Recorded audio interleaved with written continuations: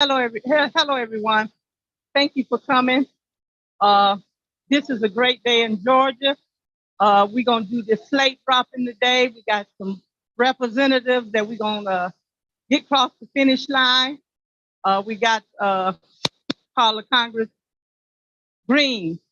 She's here. Representative Glaze is here right now. The former mayor of the city of South Fort, and the other ones will be coming. We got so much going on, but I want to first thank the city of South Forton. Thank the people for letting me be your servant. And before I do anything, I got to thank my right hand, my husband, David Chatman.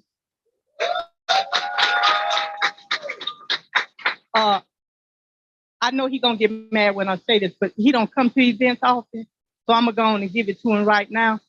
I want to thank you for being so supportive of anything that I go out to do. When I get too far to the left, he'll say, Damita, don't do that.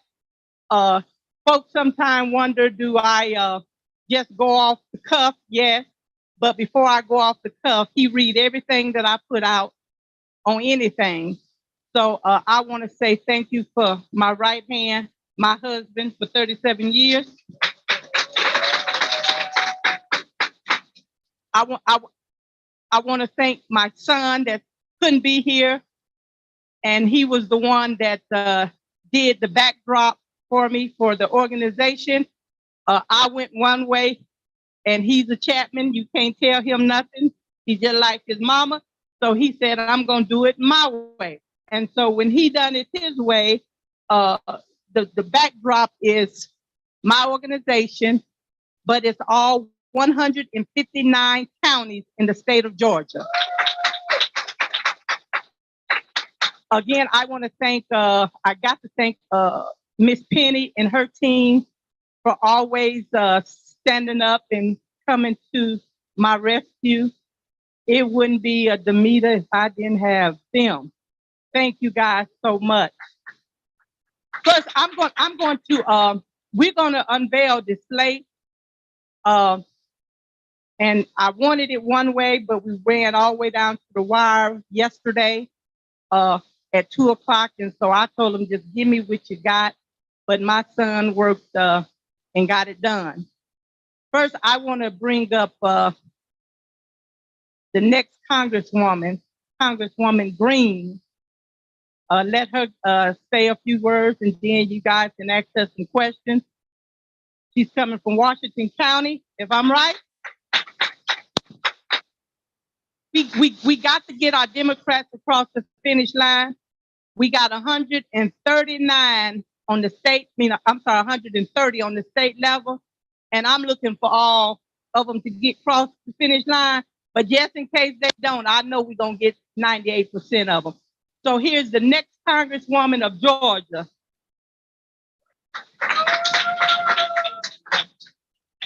Thank you so much, Ms. Damita, for that kind introduction. Thank you so much. I am here hailing from Washington County, Georgia. I am a registered nurse by trade, been a registered nurse for over 20 years now, and I am running to be your next Congresswoman for District 10. I was born and raised in Washington County. Many of you may have heard of Washington County. Washington County is considered the kaolin capital of the world. Here's an interesting fun fact for Washington County. In the early 1980s, Queen Elizabeth and Princess Di visited Washington County. They were just a few miles down the road from my house. They owned one of the top mines there, one of the kaolin mines there. So that was an interesting time in our county and city history. Now, in 2018 and in 2020, I took a leap of faith and I ran for Congress. And I won the Democratic nomination. I again decided to run for Congress this year and won the Democratic nomination. I'm running on our platforms of healthcare reform and education reform. So I believe that everyone deserves access to healthcare in their own communities. We have people that have to drive as far as 45 minutes to an hour to reach the nearest emergency room, and that's just a travesty. So I am running to help make a better quality of life for everyone. So I'm not going to be before you long, but I do want to leave you with this. Republicans are doing everything they can to destroy our democracy.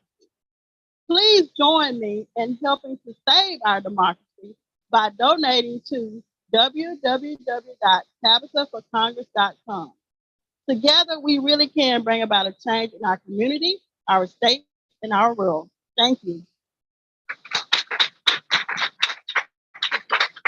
I'm going to call her Congresswoman.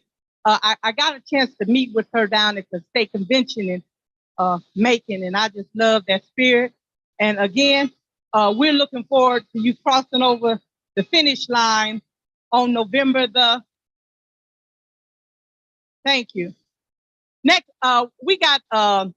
Thank you so much. We got my friend, my mentor, my sister in Christ, Representative Lydia Glaze is coming out of Fairburn, running for District 67. Lydia Glaze. Well, first of all, I'm honored to be here, and I certainly want to thank Damita Chatman. I want to thank Penny Rogers and her crew for the work that you are all doing and keeping elected to, first of all, integrity and serving the people. So thank you again for this event. It is important that our community have these kinds of events because we need to be more engaged. And so thank you for your engagement, Damita Chatman. Thank you, Mr. Chatman, for how you work with your wife to make these things happen for us in this community. Again, I'm Lydia Glaze, and I hail from the great city of Fairburn, Georgia, where my husband and I have been residents for 33 years. I'm the mother of 7, and we have 2 sets of twins. All, of course, our kids are grown. We've got 5 grandchildren, and we've been married 37 years as well. So that number's looking good today, sis. And I am retired educator. The last 4 years, I've worked as the labor liaison for United Way and served 62 local unions. I ran their labor emergency relief fund, and I ran their community engagement. It's important to me that I'm here today standing in a district that is a brand new district after decennial, and we came up with the numbers. And so I am now going to hopefully represent Union City, Fairburn, Palmetto, and Noonan. So that's 2 counties and then a little bit of District 4 of the city of South Fulton. So why I'm running is because I care. Now, I've got some credentials, but really what you need to know, first of all, is that people are moved by others' needs. And so I want to bring resources to the needs of not just our region, but to this state, because there are many of us around this state whose needs have gone unnoticed and uncared for 20 years. That's the term of the Republicans being in charge in this state. So we must expand Medicaid. We cannot continue to have hospitals closing, especially a level 1 hospital. That means that south of I-20, there would not be any hospitals. That's egregious. It is un-American to have this happen on this watch when we've got $50 billion that's sitting that could keep hospitals open. It's not just the 2. In the last 10 years, there are 8 hospitals that have closed in Georgia. I'm coming to Georgia to join the Democrats at the top of the ticket, Stacey, Jen, and many of the others who are going to make sure change comes. Someone said, I think it was Sam Cooke, change gonna come. Well, I came to say change is now. And I came to this office for such a time as this, that my vote will be from your voices and that your voices will be my vote. I come to make sure that from the crib all the way back to glory, that we are part of the solution, that resources come and our communities begin to thrive again. It's not time to just survive. It's time to turn this over, make change, and we're going to thrive. Again, I'm Lydia Glaze, running for House Representative from the District 67. I'm going to be your next member of the House of Representatives for Georgia. I want to serve my folks in this region. Thank you. Thank you so much. Before we call anyone else up, let me say this. This election is so important, and we can't get bamboozled by the wolves. They want us to be bamboozled, and this is what they have done. They're putting Black folks against Black folks to split the Black vote up. I can say what I want to say because I'm not an elected official. We cannot be bamboozled by the wolves. Don't get caught up into Herschel Walker foolishness, because anytime that a Black man say he didn't know he's Black, you know he's a damn fool. Excuse me for saying what I say. Anytime that he say he ain't Black, something wrong with him. Again, I said I can say what I want to say, and anybody that know me know that I'm going to shoot straight from the hip. Let me tell you about the voting. We got to go all the way down the slate. And what you mean about that, Damita? We can't just stop at Stacey Abrams. We got to go all the way from the top to the bottom. Because if we had did that the last election, Donald Blackman would have got in office. But what we did, we went in there, we voted for them three folks, and we left. I'm saying to my people, when you go in to vote, go from the top of the ballot all the way down to the bottom. Democrat. And if some of y'all other folks want to vote Democrat, we'll take y'all vote too. I ain't prejudiced. But what we do have to have, we have to have people in office that care about the people. Well, what you mean about caring about the people? I don't know about y'all, but I am getting tired of all the showboating, the agenda, and the I, and they're forgetting about the letter I. This journey that any elected official be on should be about the people. Anytime that you put yourself up above, then I believe that you need to be out of office. And so don't take it personally, but I'm going to hold everybody accountable. And I think the citizens should hold people accountable. I see a couple of them that I know will hold people accountable. I'm going to call one of them up right now. Mr. John, come here. Mr. John. I know you hold folks accountable. Tell folks how important this election is.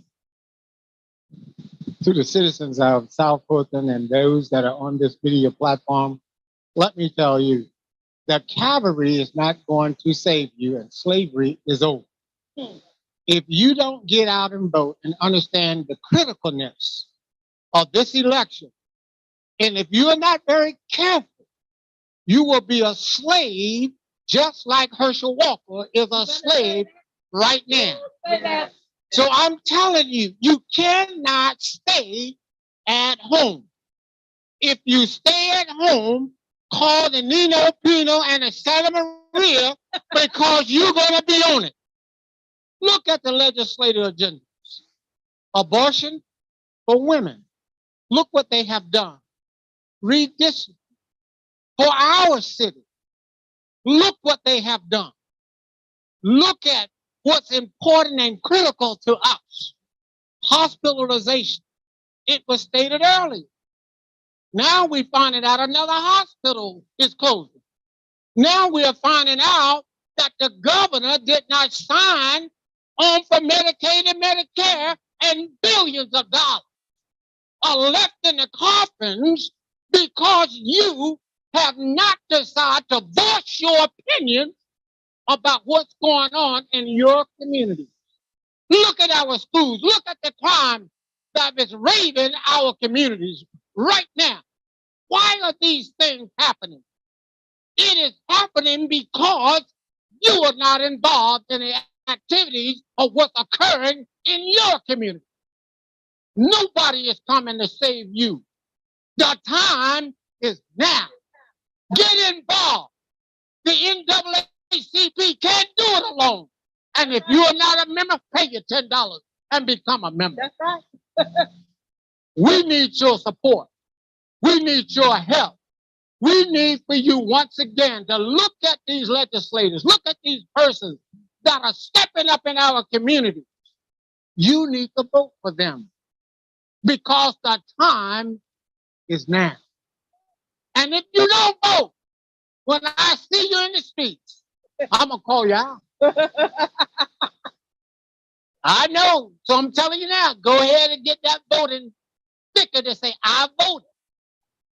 Because I'm going to call you out. It is critical. These legislators and these persons have presented themselves to represent us. It is time to stop sitting on your, my wife told me not to say this, on your posteriors, but grandmama would say ASS. We need to get out and vote because we have some highly intelligent persons that has been dedicated and working hard in our communities, not only for us, but for your children. It is critical. It is critical. And oh, by the way, you got to give some money. These people, hey, listen, free is over. Joe Biden gave you a lot of money, but free is over. I don't care if it's $5, $10, give something. Give something. They need the funds to continue to struggle because the struggle is real.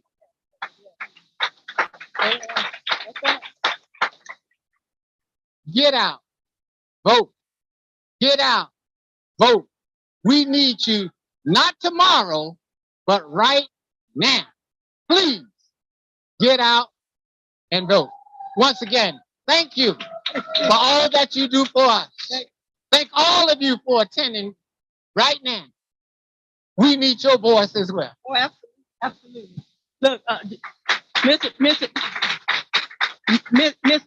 John and took us to church. And he's so correct on that. We have to get out and vote. We got to stop saying what they're not doing, but how can we say what they ain't doing when we sitting at home? And this thing about I'm not voting because of a woman, we got to get out of that. And what I say, we got to get off the plantation.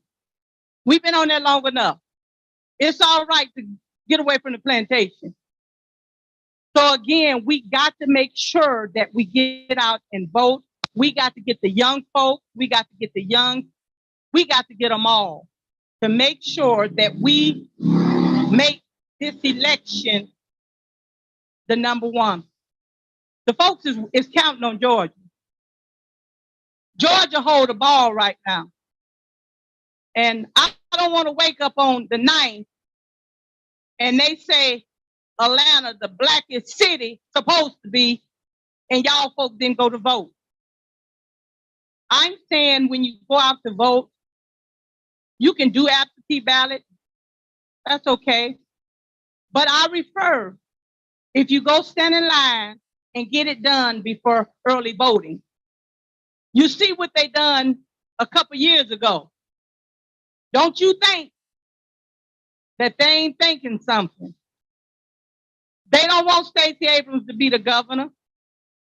They don't want that. They don't want Senator Jordan to be Attorney General. They don't want Charlie Bailey to be Secretary of State. And they sure don't want William Bodie to be Labor Commissioner. So what we got to do, we got to make sure that we get all of them across the finish line. And when we talk about William Bodie being the labor commissioner, just think of the folks that did not get their unemployment check. It was a Republican that handled that. And he shut the door so the folks wouldn't get their money. Because if he cared about anybody, not just the Black folks, anybody, he would open them doors. But he did not. You got folks still waiting for unemployment checks. So we got to send a strong message to them Republicans that their days are numbered. We got to send a strong message to Governor Kemp, and I know he got some trolls on my page that's watching me, because when I say what I say, they block me and they get mad, but it's okay. We got to send a message to Governor Kemp that enough is enough. Because if you can take away folks' money and think it's all right, that's a problem. And if you can get on national TV and hold a gun on somebody and think that's all right, that's a problem. That's a serious problem. So we got to send a strong message to Governor Kemp that we through with him, and send somebody up there on Paces Ferry Road that's gonna take care of the people. That's what we got to do. And what I'm gonna say is, anybody that get in office, we gonna have to stand together. We gonna have to be like super glue. We gonna have to stop fighting each other, because see, that's what they expect us to do. I'm a Democrat, and I guess everybody in here a Democrat. We gonna have to stand together. I'm not saying Democrats are perfect, but we gonna have to stand together and do what's right. I'm gonna bring, I say the baddest man in Atlanta, that he always talking about stuff that he gonna get him in trouble. But I want him to get in some good trouble. I'm gonna bag him up. And I told him, I said, you with me, you can say what the hell you want to say. And so I'm gonna let him talk, the Mr. Richard Rose of the Atlanta NAACP. There you go. Thank you. Thank you. I get in trouble sometime. Gonna find me some more trouble. So let's talk about this voting thing. It's important. Because, it was never intended. When people talk about the founding fathers, they really wasn't intended for democracy. Let's be clear about it.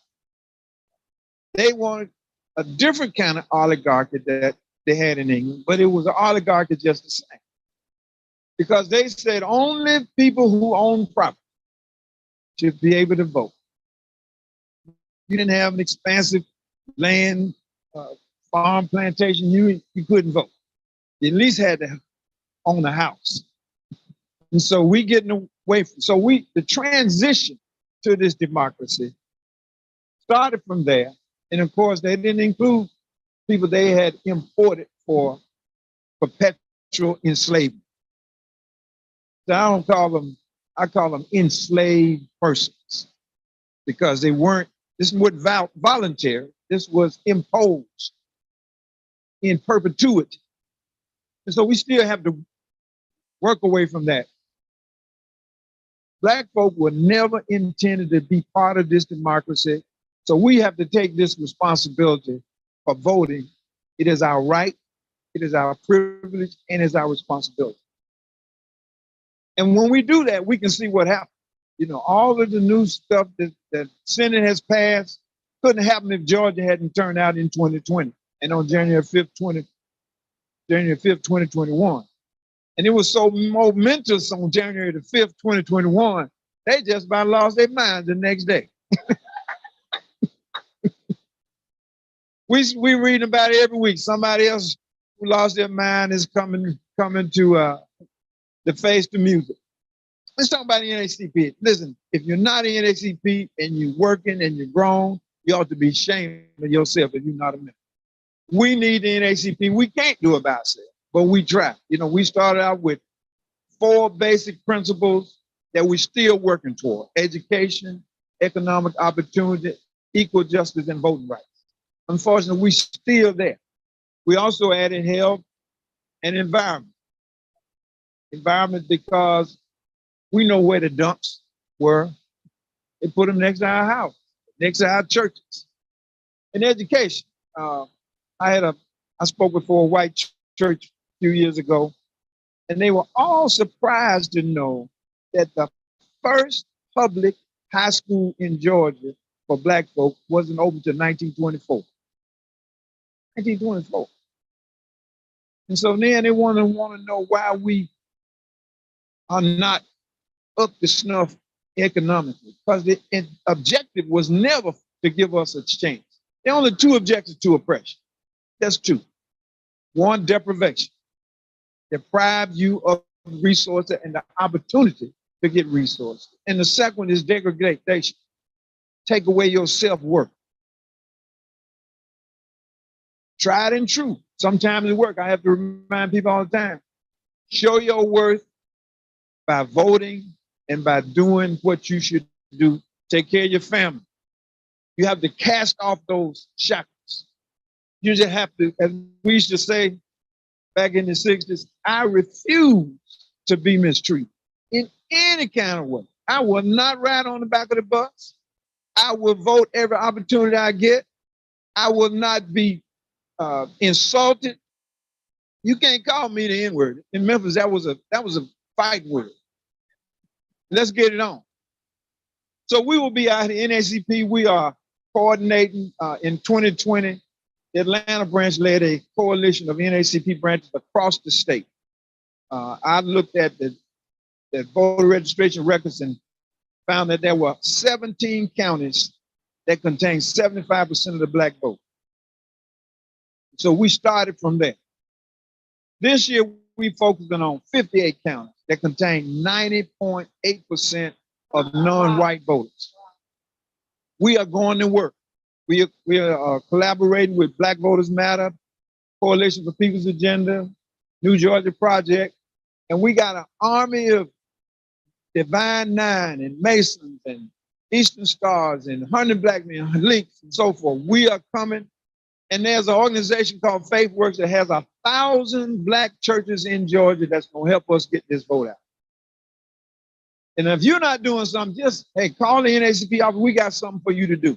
No matter where you are, we can do that. But we have to work together. There is no I in team. We got a group we call it team unity. But there is an I in we. And we get together, we operate as a team, we can win. Thank you. Oh, so give it NACP, you can reach us on our website, nacpatlanta.org. Follow us on Facebook, Instagram, Twitter. Our phone number, 404-524-0580. 404-524-0580. We working right now 6 days a week, but as we crank up, it'll be 7. Hopefully, we're going to have victory in November. And remember, the election is in October. October. Don't wait till November. October. We want to put it to bed. On January 21, about 95% of the Black voters who voted in November also voted in January. An unheard of turnout for a runoff. We can beat that this time. Any questions? Any questions? Man.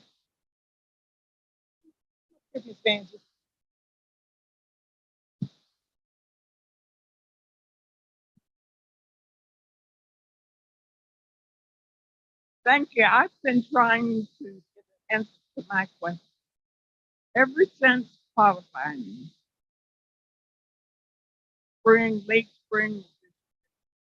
I am registered voted, I don't know how many years, but when I graduated from high school, I have been trying to get the official sample ballot. Cannot get it.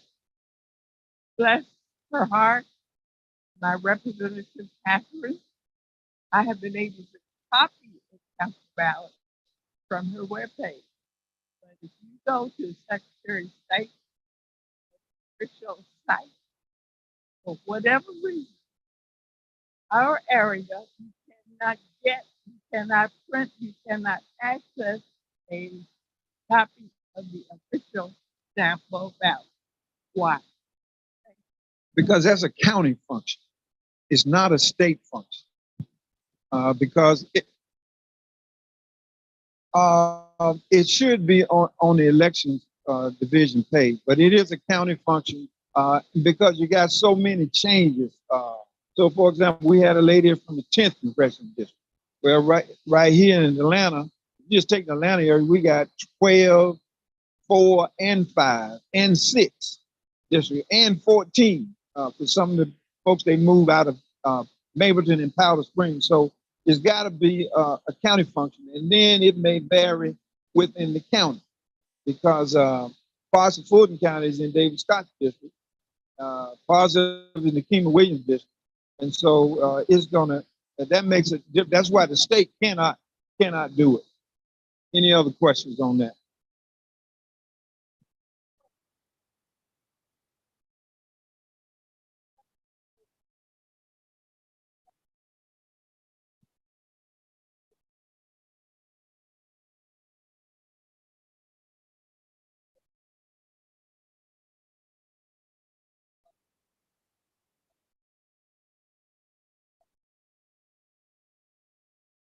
Yeah. So what I'll do, I'll send a message to Kathy Woolard, who's the state, Fulton County elections chair, and reach out to Rob Pitts to make sure we get that. But yeah, it should definitely needs to be done. I know it's a little difficult, but hey, that doesn't matter. What's really hard is send a rocket to the moon. So we can do a little, we can do a sample ballot. And we at the NACP, we normally will produce a ballot as well, and I'll make sure we get it up on our website. Give us a week or so, we get it up. Okay, I'll do that. I'll make it public. And I'm not as bad as they say. As Derek Bozeman say, I'm a mild mannered accountant. But you're talking about PSC. Let me just say this about PSC, the Public Service Commission. Georgia's divided into 5 Public Service Commission districts. So each candidate has to qualify in one of those districts. But right now, what it has been, the entire state votes on it. So somebody who's qualified, Daniel Blackman qualified in North Fulton. But people in the South Georgia could also vote on that. I was the lead plaintiff in a suit against the Secretary of State to change the way we did. We do that. We won the district court judge. We went to trial in June, last week in June. District court judge ruled in our favor. It was a non-damages matter. It doesn't go to a jury. The judge, it's a bench trial. So the state, one of the things that the judge ruled was that he enjoined the state from having an election for the 2 public service seats that were up. One of them was going to be a 6-year term. The other one was probably a 4-year term because it replaced a commissioner who resigned. The appeals court overturned the injunction. They stayed the injunction. So we then went to the Supreme Court. They vacated the appeals court stay. So that right now that nobody's on the ballot for Public Service Commission. We expect to go to court, go to the appeals court, have that trial probably in early December. So keep your fingers crossed. We think we got a good case. We've clearly shown that the use of that at-large election is a violation of the Voting Rights Act. And the Voting Rights Act doesn't require that they intentionally made it harder for black voters to elect a candidate of their choice. All it has to show that in the effect of it is that it does do that. So we were able to show that. We had a great team of lawyers. There were 3 other plaintiffs, James Woodall, Wanda Mosley, and Breonte McCorkle. We were all there the whole week on trial. We all testified. Probably, I had the most history, so I was probably up there the longest. But so those kind of actions sometimes happen under the radar. You don't know it until you get the news. You know, and we have been working on. We filed suit in July of 2020, but we didn't get to trial until June of 2022. So we're gonna be looking at some other actions. For example, the structure in Georgia. Georgia's Constitution says judges must be elected, but they allow judges, Superior Court judges, to retire. They appoint somebody else until the next election, and that judge takes senior status. It is our contention that that senior status is unconstitutional, and we will be going back in the court next year as soon as this election out, so we can attack that. There are so many tricks that they have to maintain supremacy and power, and then it takes a continued effort by the NAACP and others just to kind of keep up with the tricks. But I promise you, if I know about it, I'm gonna try to start some trouble. You can count on that. Thank you, Mr. Rose. And he's correct on the judges. It reminds me of, we had some judges on the ballot in last election, and I think one of them retired, so Governor Kemp can appoint a Republican governor to take that seat. Now hear me, I understand that some of these races are nonpartisan, but you got to call a spade a spade. If you're a Republican, you're a Republican. And if you're a Democrat, you're a Democrat. So they play this little game, and unfortunately, some of us fall into the game. And I'm gonna say what I got to say. We had a couple judges that was on the ballot. They should have been on the bench. Let me say that again. They should have been on the bench. If all the Black folk would have went to the ballot box and voted straight down, they would have gotten them in there. But let me tell you what they do. And don't tell me that I'm racist, because I ain't racist, because I got some folks in my family and I love them too, but if you're wrong, you're wrong. You have some of our Black folk that would stand flat-footed with a judge that they know ain't been on the South Side, not one time, but to get your Black vote. Now they gonna show up during elections and you won't see them no more. We got to stop that, because I guarantee you, and I'm gonna say this, I was up on the North Side a couple weeks ago and I saw all the signs out there. I didn't see no signs in some of them yards that folks look like us. I saw a sign said, "Run, Herschel, run." And I shook my head. We got to do better than that. Because I'm going to say this again. This race in November is going to come down to one issue. And it's going to come down to race. This November, this race is going to be the Black against the white. It shouldn't be that way. It should be for the people. So we got to get out and make sure that we cast our vote and do what's right for the people. You don't see, it was one Republican that ran for office, judge, he didn't have one sign on the South Side.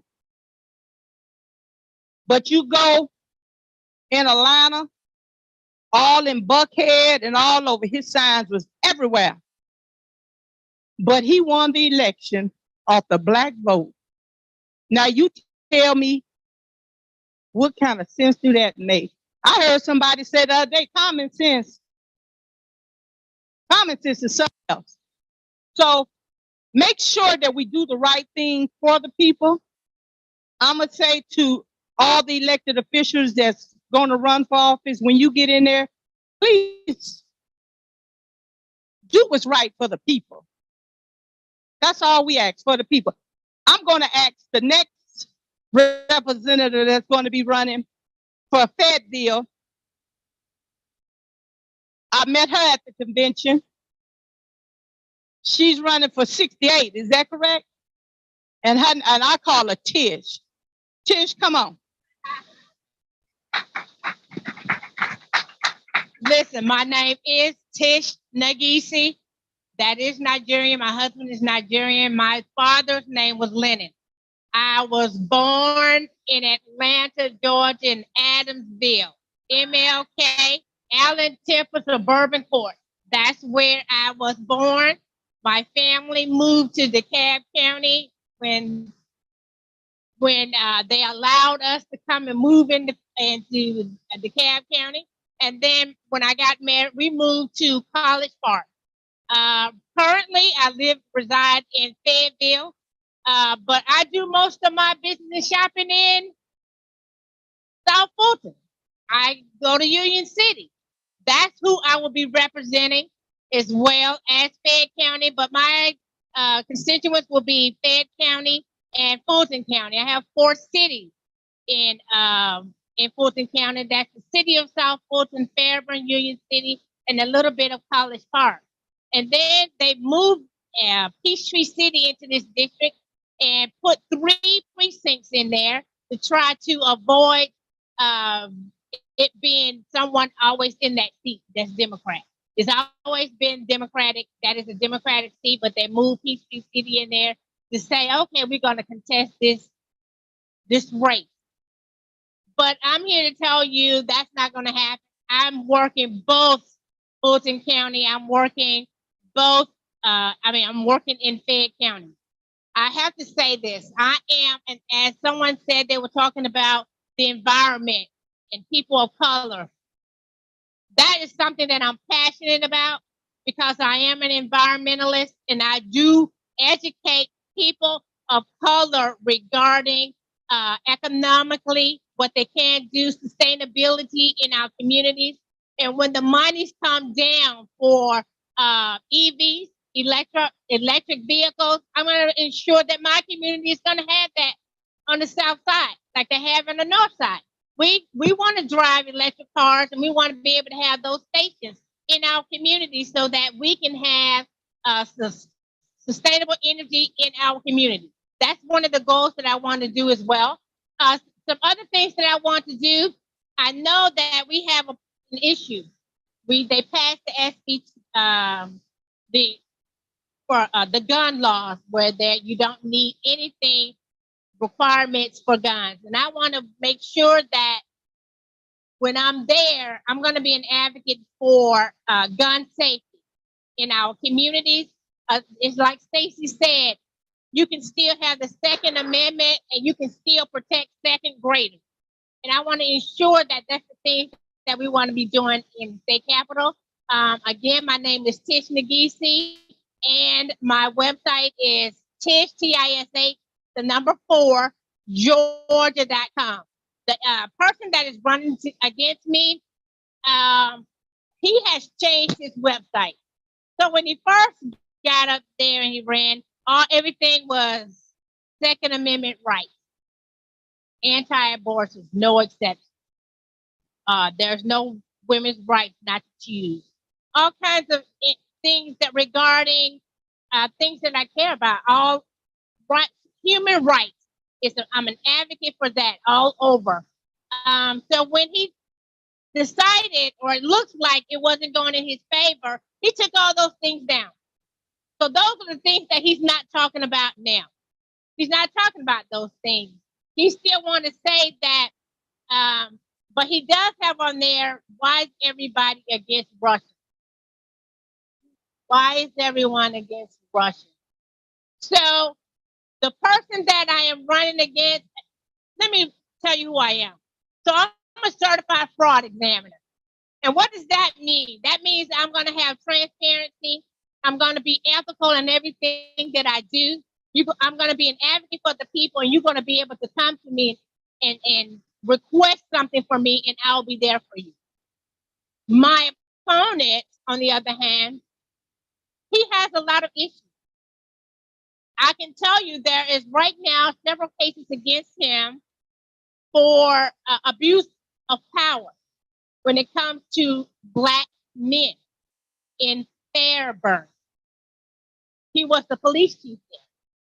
Why is that important? Because if he wants to, it seems as if he wants to be in power for a different reason than what I want to be in power. I want to be a legislator.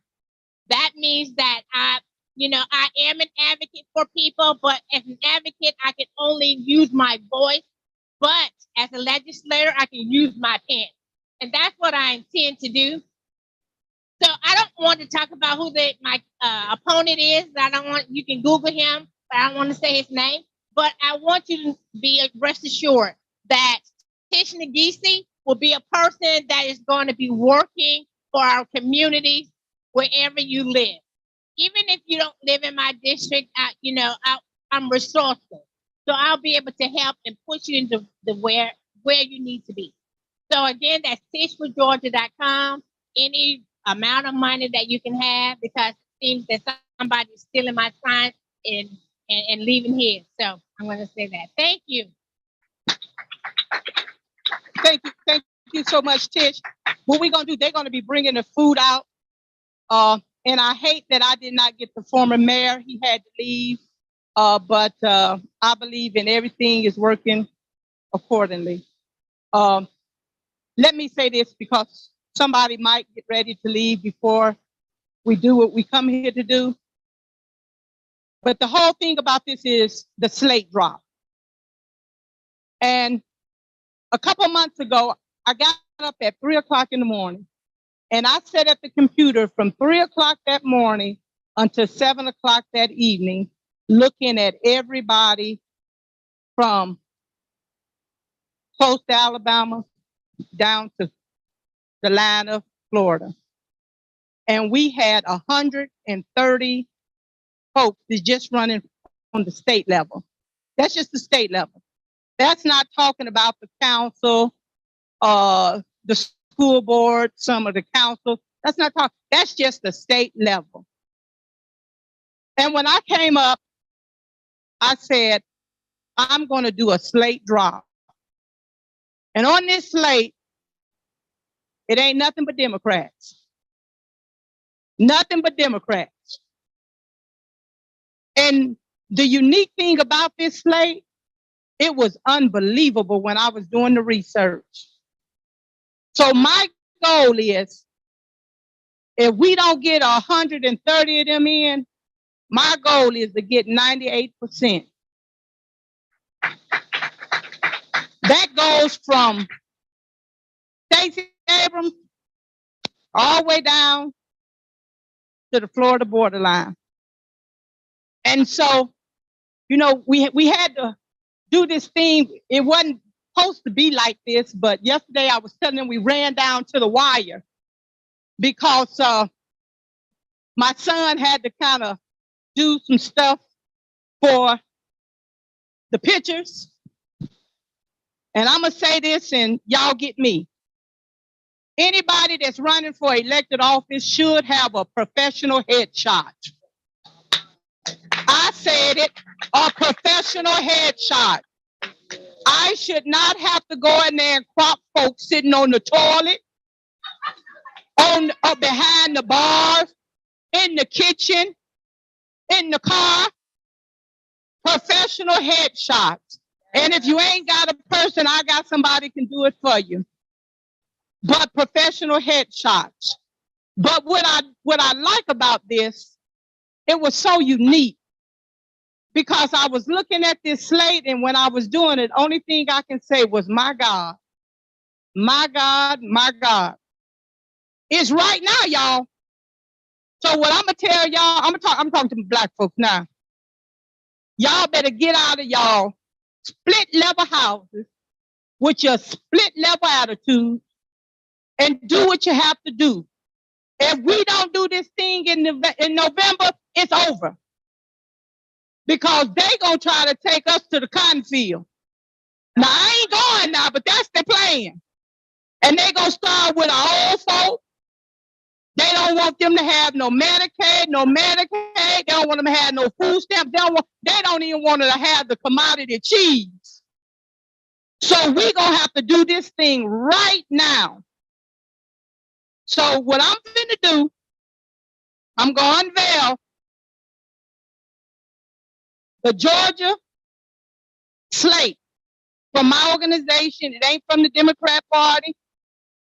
It ain't from the other party. It's from the Citizens for Excellence in Elected Leaders. So again, I want to thank all 130 candidates for running. You can put this one over there, sweetie.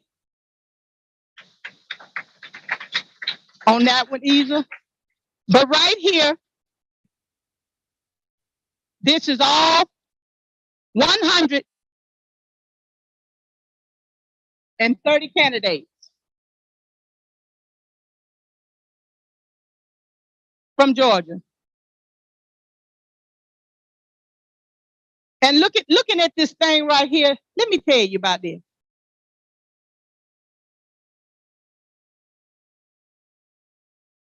And I don't want this to cause the folks not to vote, but I'm finna tell it, because ain't nobody gonna tell it like me. I ain't never seen so many black folks on a slate.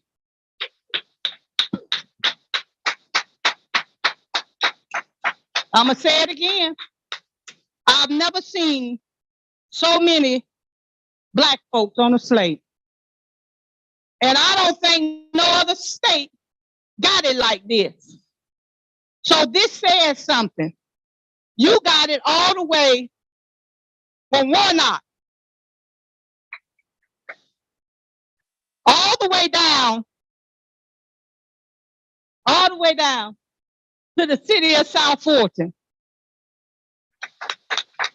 In the city of South Fulton, that's my pick on that slate is Ivan Reynolds for District 7. So since I announced that, Mr. Reynolds, I'm gonna come up and I want you to come up and say something. But it's unique. And could you imagine, and Representative Glaze and Representative Tish and Congresswoman Green, along with myself, was down at the state convention in Macon, Columbus, Georgia. Could you imagine all of these folks in that room? And I'm gonna tell you, it was powerful. That stage was powerful.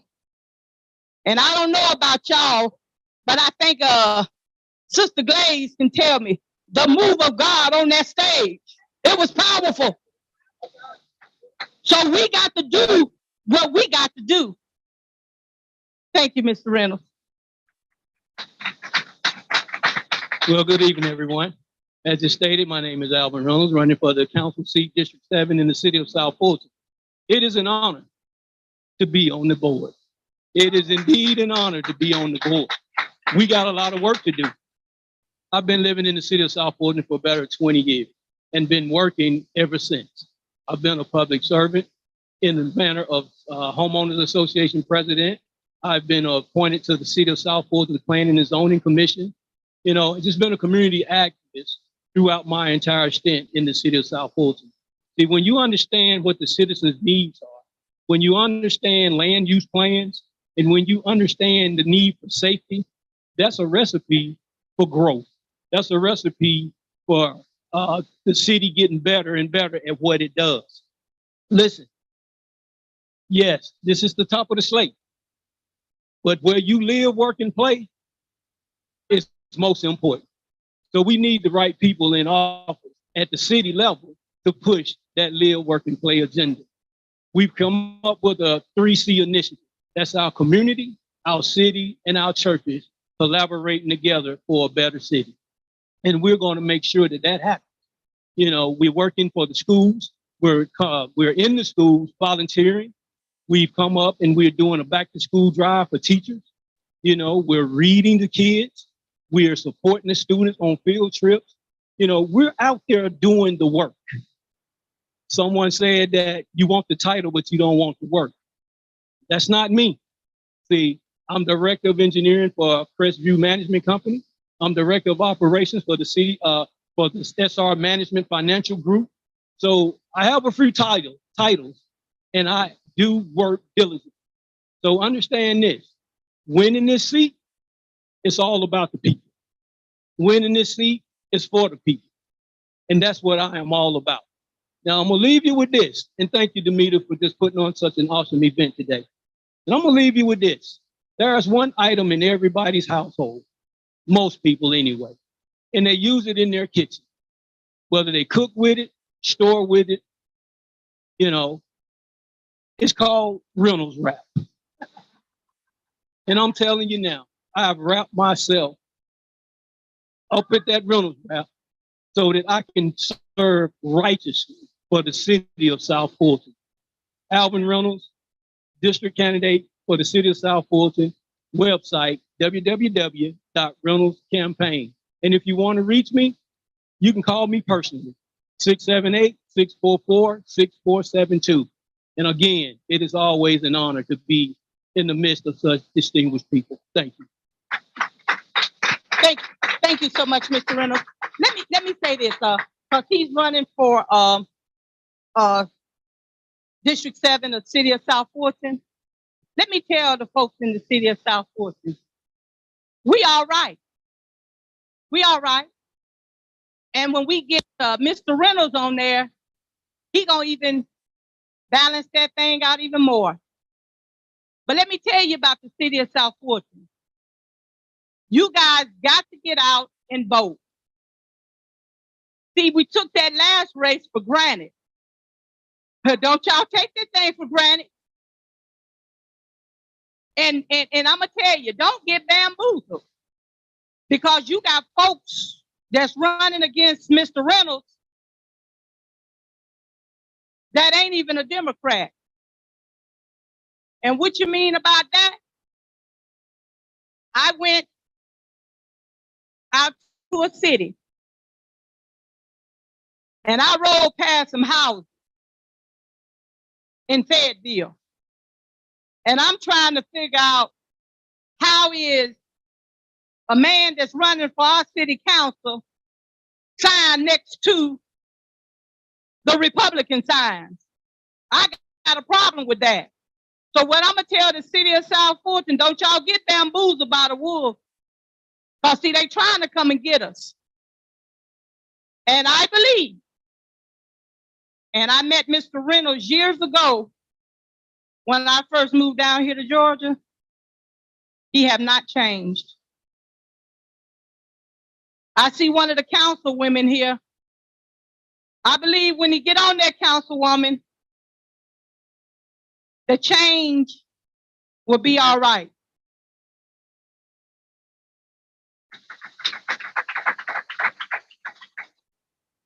Don't y'all fall for the okie doke. You fell for it a couple months ago. And now you're asking yourself why. You know why. Don't get caught up. And I'm going to get this open to questions, but let me say this. We cannot let people that don't live in our cities and our states try to control our elections.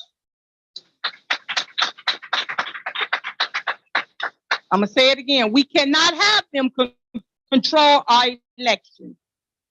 What do you mean about that? The last election, when it took place, someone sent me something through a text. And my husband always tell me I don't pay attention only to what I want to pay attention to. Well, I looked at the text and flipped it on. Never looked at it until the night of the election. And the night of the election, when I opened that text and what I saw, if I had a knew what was in that text, I would have put that on the street so quick, it won't happen again. Don't let folks out of New York control your elections. All money ain't good money. And when you got folks out of New York that want to control your elections and pay for your campaigns, it's a price you got to pay for that. When you get in the bed with folks, it's a price you got to pay. So what I used to say, and she'll laugh because she know I said it, I don't get in the bed with everybody. But when you get in the bed with them, you owe them. Be careful who give you the information. Then you got Democrats that's running as Democrats, but they ain't real Democrats. They're Republicans. They sit with us. Some of them eat with us. Some of them ride in our cars. Some of them come to our meetings, tear our meetings up. They do what they do, but they are Republicans. Don't get that, I'm gonna go to street term. Don't get that thing twisted because they are wolves. If you don't believe that they're Republicans, just watch what they say. Just watch what they say. And they ain't gonna hang with us too long, not in public. So what I'm gonna say is, be careful. Ivan Reynolds, I look forward to you being the next councilman of District 7. We don't need nobody that's coming in there with their own agenda. I know you don't need a paycheck because you got a job. So what I'm telling you, I look forward to working with you. I know the council will look forward working with you. Get out there and do what you do. But we cannot be in another mess for some more years. Because what happens is, when you know a snake, you know a snake. And they don't change coats overnight. So please, when you vote down the Democrat slate from Stacey Abrams all the way down. Please do not do what happened to Daniel Blackman. You went in there and you voted for the first 3 candidates and you walked out. In order for us to win, we got to go down the whole entire slate.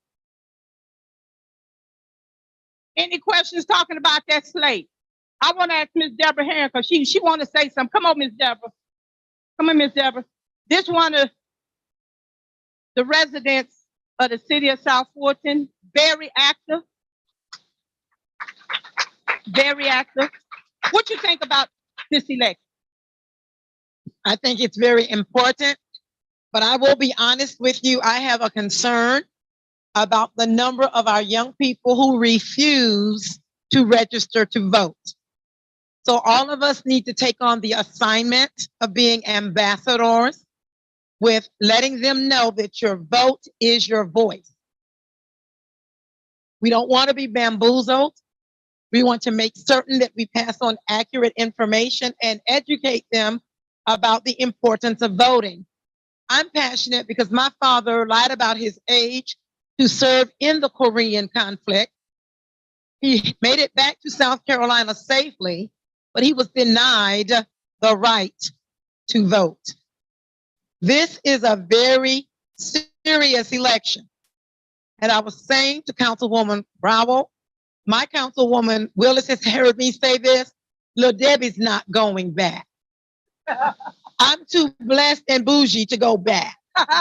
So we need to make certain that young people and those adults who did not turn out in our last mayoral election in the city of South Fulton, because we are living a nightmare.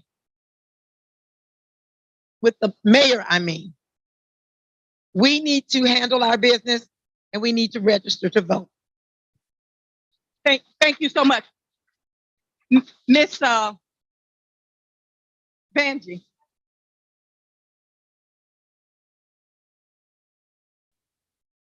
Come ask your own question, because you're going to say it the way you say it, and I might say it another way. Come on, Miss Vanjie. I met Miss Vanjie. This was the hardest code enforcement woman in 40 counties. I remember when she was out here, she knew everything. She'd tell everything and she knew everything. That's why I think that's where I got my stuff from. And if you had a car on the grass, Miss Vanjie was going to get you. The paper, the dump, you know what? Tell me, Miss Vanjie, in 2005 and 6, if you rolled down Butner and West Stubbs, because that's where I live over there, you didn't see too much paper on the ground, did you? Nothing. When I say nothing, nothing. But see, if you're enforcing a code, you have to know the code and know how to apply the code. And you can't count favorites, because if this person is doing it and that person is doing it and you only get one or two, then you're not doing your job. So I always thought that I would like to enforce the code comprehensively and throughout South Fulton. And that was my motto. So I didn't do any favors. What I would like to ask is, why is it that when I graduated high school in California, it was policy that along with your diploma, you registered to vote? When it was time for you to leave high school, the registration people, the registrars were there to make sure that every student upon graduation filled out a registration card. I don't know if NAACP can help, but what is the Georgia law on whether or not people can offer registration? I don't want to say required, but offer the opportunity to register to vote upon graduation. Thank you. Richard Rose, you want to answer that question? Come on. You know, while we sitting here, you know how we do it. We can eat and talk and chew gum and raise hell all at the same time. Come on, y'all going to eat while we are doing what we do. You want to answer that question? What's the question again? What is...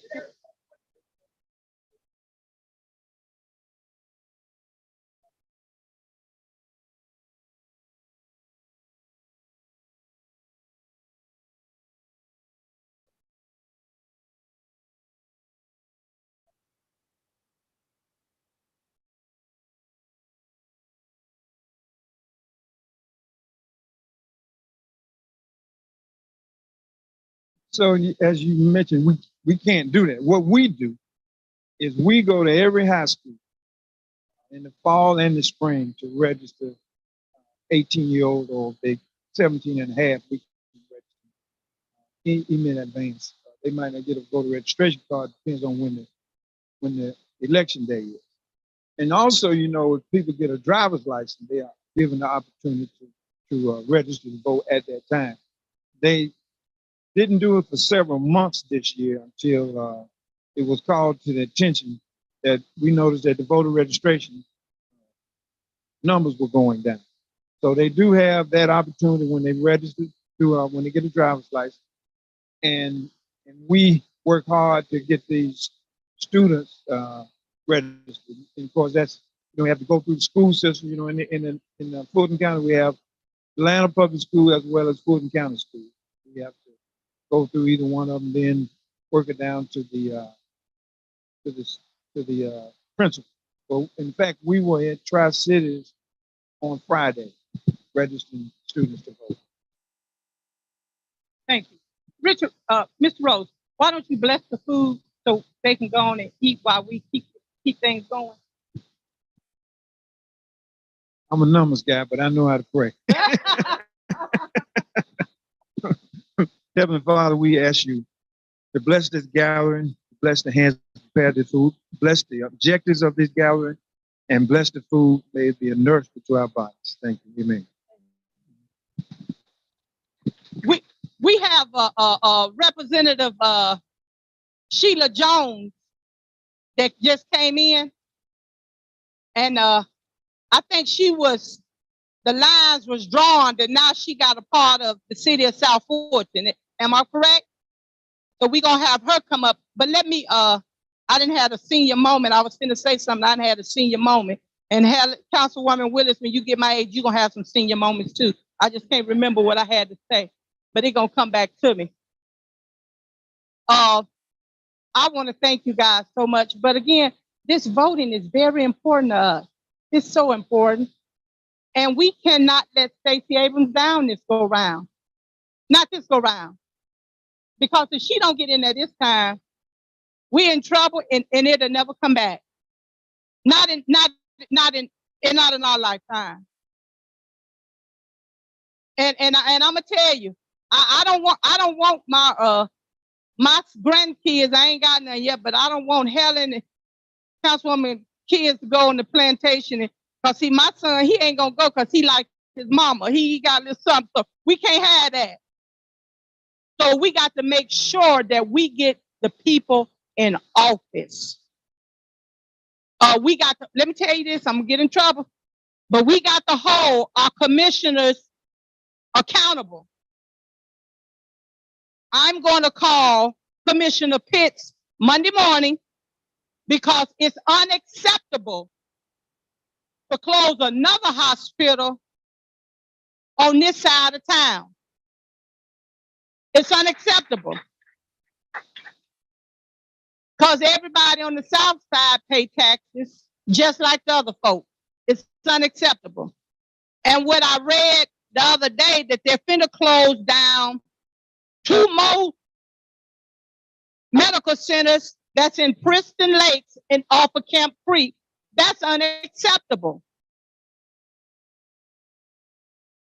We got $50 billion that Fulton County is holding. Stop playing politics with the people and do what's right by the people. I'm gonna say this. I'm getting tired of the politicians loving us until they get the votes. And when they get their vote and they win, you don't hear from them no more. I'm getting sick of that. I want you to stand for something. And so I'm going to be making the call to the commissioner because it's not right. I don't have a mother down here and don't have a grandmother, but it's a whole lot of mothers and grandmothers got to find another hospital. Unacceptable. And then you gonna say you love me? No, you don't. Because if you love me, you do what's right. And I'm getting tired of these closet politicians. They tell me everything to make me feel good until they get elected. And after they get elected, they just like a wolf. I'm sick of it. I got 2 council folks here. Thank y'all for coming from District 1 and District 3. I know y'all think my council folks is crazy, but they ain't crazy. They just passionate. And I thank God every day that I'm not on there. Because God gave me assignment, because if I was on there, I don't think I could say what I say. So he know who to get a job to. I'm going to be the pit bull. And I want my 2 council women to just smile. I know that one is hard to smile. But just keep on doing what you're doing. While we up, I'm going to have Mrs. Jones come up, Representative Sheila Jones to come up. She's going to be part of, I think, the Cascade, if I'm not mistaken. Is that correct? She's going to be in the city of South Fulton. She got Summer Cascade. I saw this young lady down at the Capitol, and we would just speak and go on, but I believe that she know me. If she don't know me, she hadn't heard about it, but I know she know me. But what I like about this young lady, humble.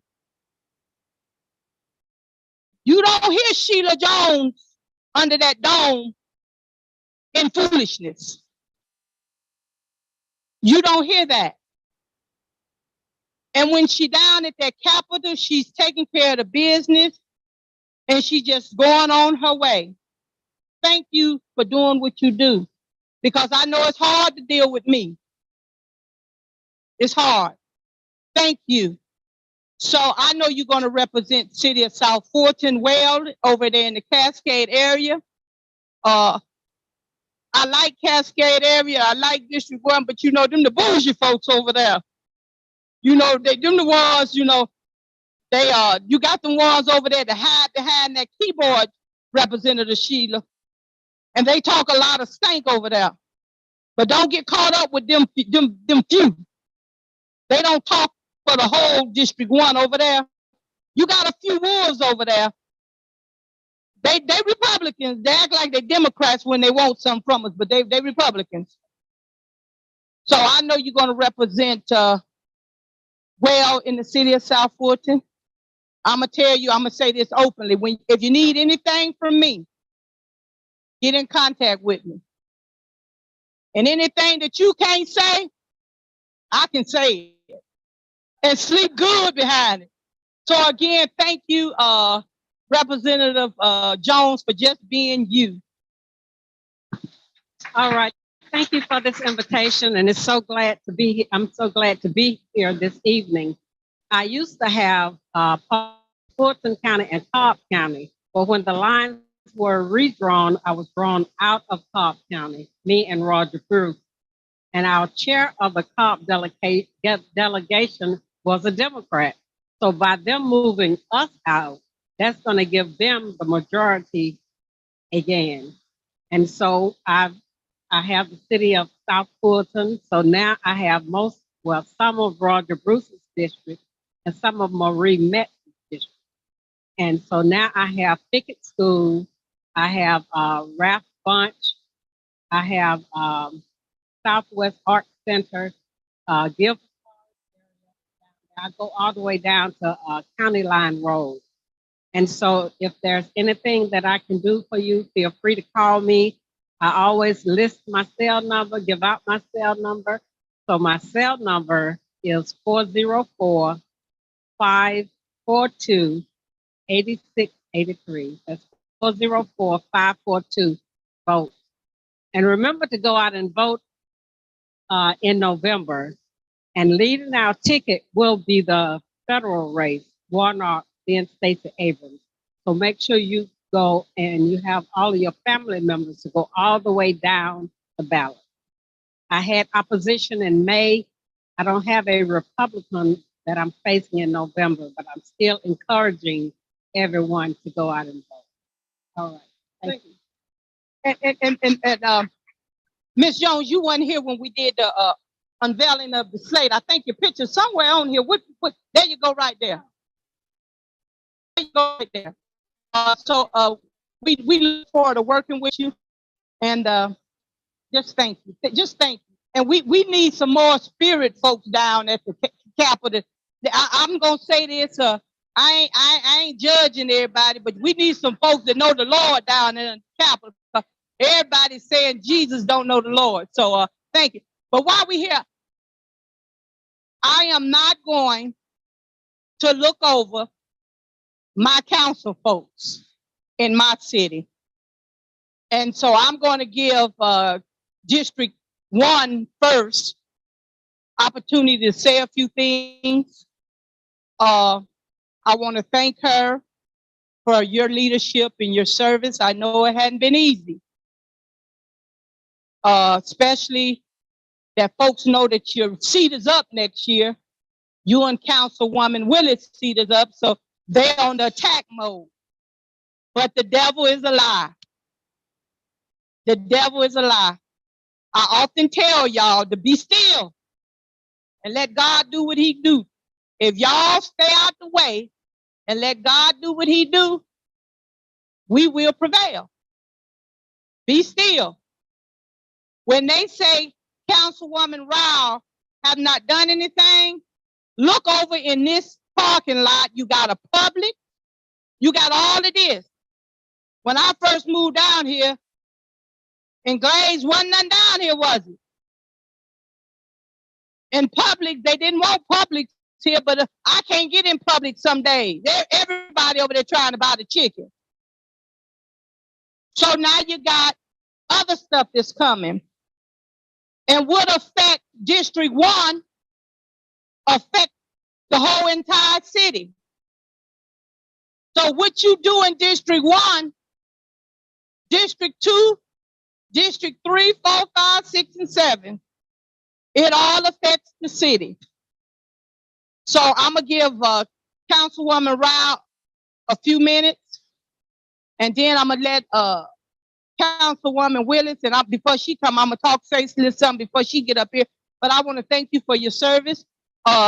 Me and Catherine is friends, and sometimes I get on her nerves, and we disagree. And she make me mad, and I make her mad. And we'll hang up the phone, and she'll call back, and she say, "How you doing, Damita?" And I say, "I'm just fine." "How you doing, Catherine?" That's what we do. We don't take it personal. So again, thank you, Councilwoman. First of all, let's give Damita Chatman and the citizens for the elected excellence in the leaders a rousing round of applause. There is no elected official that could be effective without strong community people being the voice. It's a partnership. And anybody who knows how passionate this woman is about our city and our community knows it was important to be here to show her this support. As our city continues to grow, it's important that these community-based organizations become stronger. As she said, these elections in November are critical, but every election is critical. We have to always be engaged in the electoral process and voting. I'm looking forward to working with the East Point College Park chapter of Delta Sigma Theta in the city of South Foot and Professional Pearls. We have some voter registration activities coming up for National Voter Registration Day, which is September 20th. If you don't know, please get involved. I heard Richard Rose say it. If you don't have anything to do, call his office. They need boots on the ground. These candidates who came up here and spoke, they cannot win without your financial support. So if it's $20, $100, whatever you can give, help them get elected. Again, thank you, Damita, for all that you do. You know I love you, and keep up the great work. Thank you. Before I call Councilwoman Willis up, Councilwoman Willis has been attacked. She just came out of an investigation. And when the street committee gave me that news that she was being investigated, I was at work at 4 o'clock in the morning, I sent the council a text, individual. I said, the Spirit told me to tell you guys to be still. Be still. Don't say nothing. Don't make no emotions. Don't reply. Be still and let him do what he gonna do. I've said from day one when we created this city that we're a city that sit up on a hill, and that everybody that get in office, if they ain't right, pull the sheets off of them. And if they get in there, let them fall by the wayside. Well, he's doing that. So we got to be careful what we ask God to do. This week, I got a email from the street committee saying that the chief of police of the city of South Fulton and Councilwoman Willis was vindicated with no merit what the folks said that they did.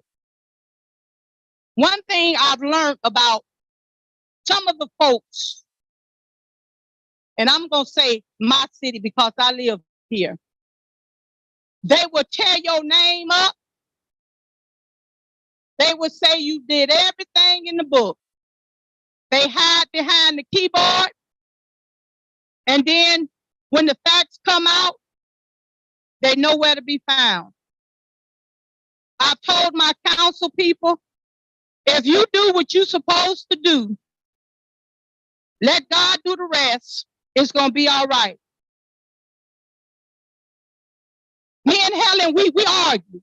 We argue like sisters. And I'm going to tell you, I cuss her out and hang up, and she'll get mad and say, she ain't going to call me no more. And I say, you ain't got to dial my number no more. But we all right.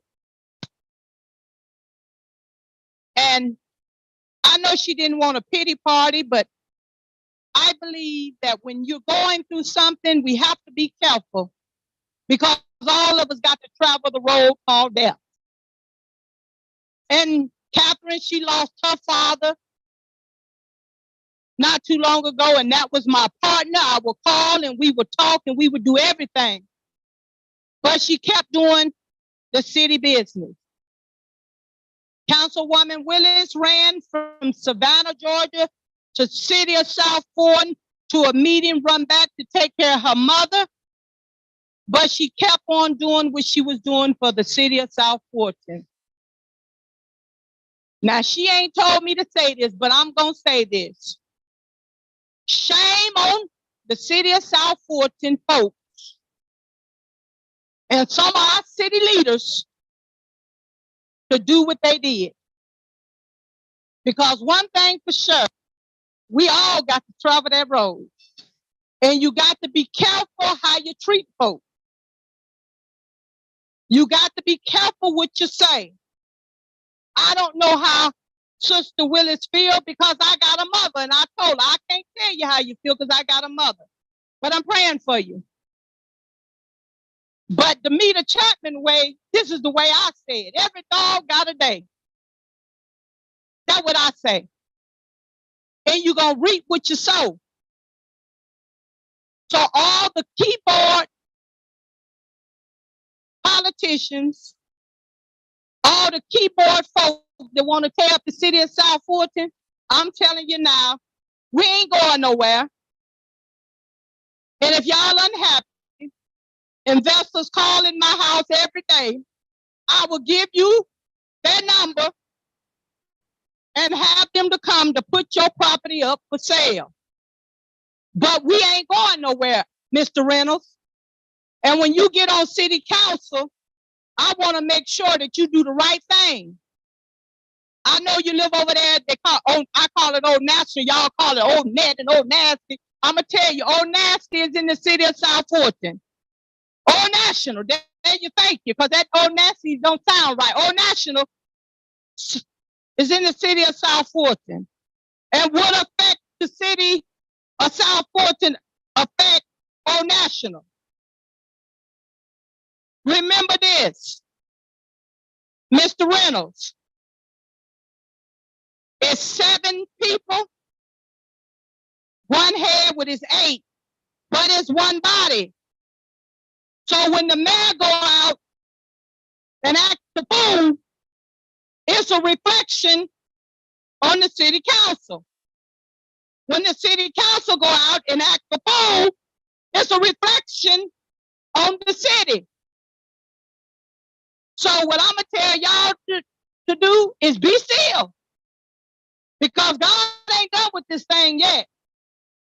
And when he get done and I get done and we praying and me and Miss Deborah and I see Sheila Mance here, when me and Penny Rogers get done praying and the Bible says only 2 or 3, we gonna tear some things up in the city of South Fort. So I'm not, and I'm gonna say it, I ain't worried about District 1 getting reelected because she gonna win a race. So y'all can put who the hell y'all want in there on her, she gonna win a race. Council Willis, if you wanna run, and I know you gonna run, if you wanna run for District 3, you gonna win that race. I don't care who they put in there. They can put Duck in there if they want to. You gonna win. Come on over here, girl, because she ready. She ready. She wanna talk so bad. Come on, Alan. Come on. Thank you. Well, first of all, I want to say thank you to Damita Chatman. And Damita, I don't know if you remember how you got involved in the Democratic Party, but she was coming off of the cusp of losing that election, and she vowed to stay engaged. And she came to a Democratic Party, Fulton County Democratic Party meeting, and I was a post seat holder. And she was a post seat holder, and we were having state committee elections. And everybody from their mama showed up because they wanted to be a state committee member. And it was a very competitive race, and they elect state committee members based on commission. And then they had some at large seats. So I said, Damita, come on. I said, run for state committee member. She was like, no, I don't think I want to do it. I said, you doing it. So I walked up and I put a name on the board. And I walked around the room. I was like, y'all vote for Damita. Y'all vote for Damita. And that day, Damita became a state committee member of the Democratic Party. And she's been going strong ever since. And I want to thank you for all that you do, the good and the bad. And sometimes, Damita does say stuff. And I want to say this before I sit down. And Miss Sheila Jones, House Representative Sheila Jones, you probably don't remember this. I was one of the 11 candidates in my race. There was 72 candidates overall, and at Enon Church, there was a debate. And that particular debate was hard because women were being attacked left and right. And she was sitting in the audience, and I had no idea that she had paid any attention to me. The next day I got home, I felt so down, and I received the phone call out of the clear blue, and it was from House Representative Sheila Jones. And she said, I was at Enon yesterday, and she said, I don't like how you were treated. She said, you are a Black young female woman. And she said, and I don't like seeing young Black female women or women of any kind being disrespected by men. She said, I support you. And not only did she say, I support you, she sent me a $250 donation. And the words that she gave me that day carried me throughout the race. It just made me stronger. And I prevailed with 10 men opposing me. Yes, I've been attacked 2019, and I've been attacked this year, but I'm good. I am good. I had my mother's spirit inside of me that was suppressing a lot. I think the grief of my mother really took precedence of what was really happening. I knew I hadn't done anything wrong, just like I knew I had done anything wrong in 2019. So the mayor of the city could keep investigating me. The mayor of the city could keep attacking me. He's going to end up getting a same results. The bad thing about it is that he's wasting taxpayers' money to do it. And so until we show up at the polls when we're supposed to and hold people accountable at the polls, then you're going to get the same results. He calls it insanity. So the blue wave. The blue wave is very important. From top to bottom. Look, I'm never going to serve on a plantation, never have served on a plantation. And I would say this, I looked at my numbers in my district today, and over 83% of my district is registered to vote. What was shameful, in the last election in the city of South Fulton, only 1,300 people showed up to vote. So the problem is not people registering to vote. The problem is not going to these schools getting these kids to register to vote, because the South Metro Democratic Women's Council has gone to all of these schools in South Fulton to register kids to vote. It's the fact that people are not turning out to vote. So when you register people to vote, you have to remind them to go to the polls and vote. No one came to my senior year and told me to vote. I knew to vote because that's what my parents did.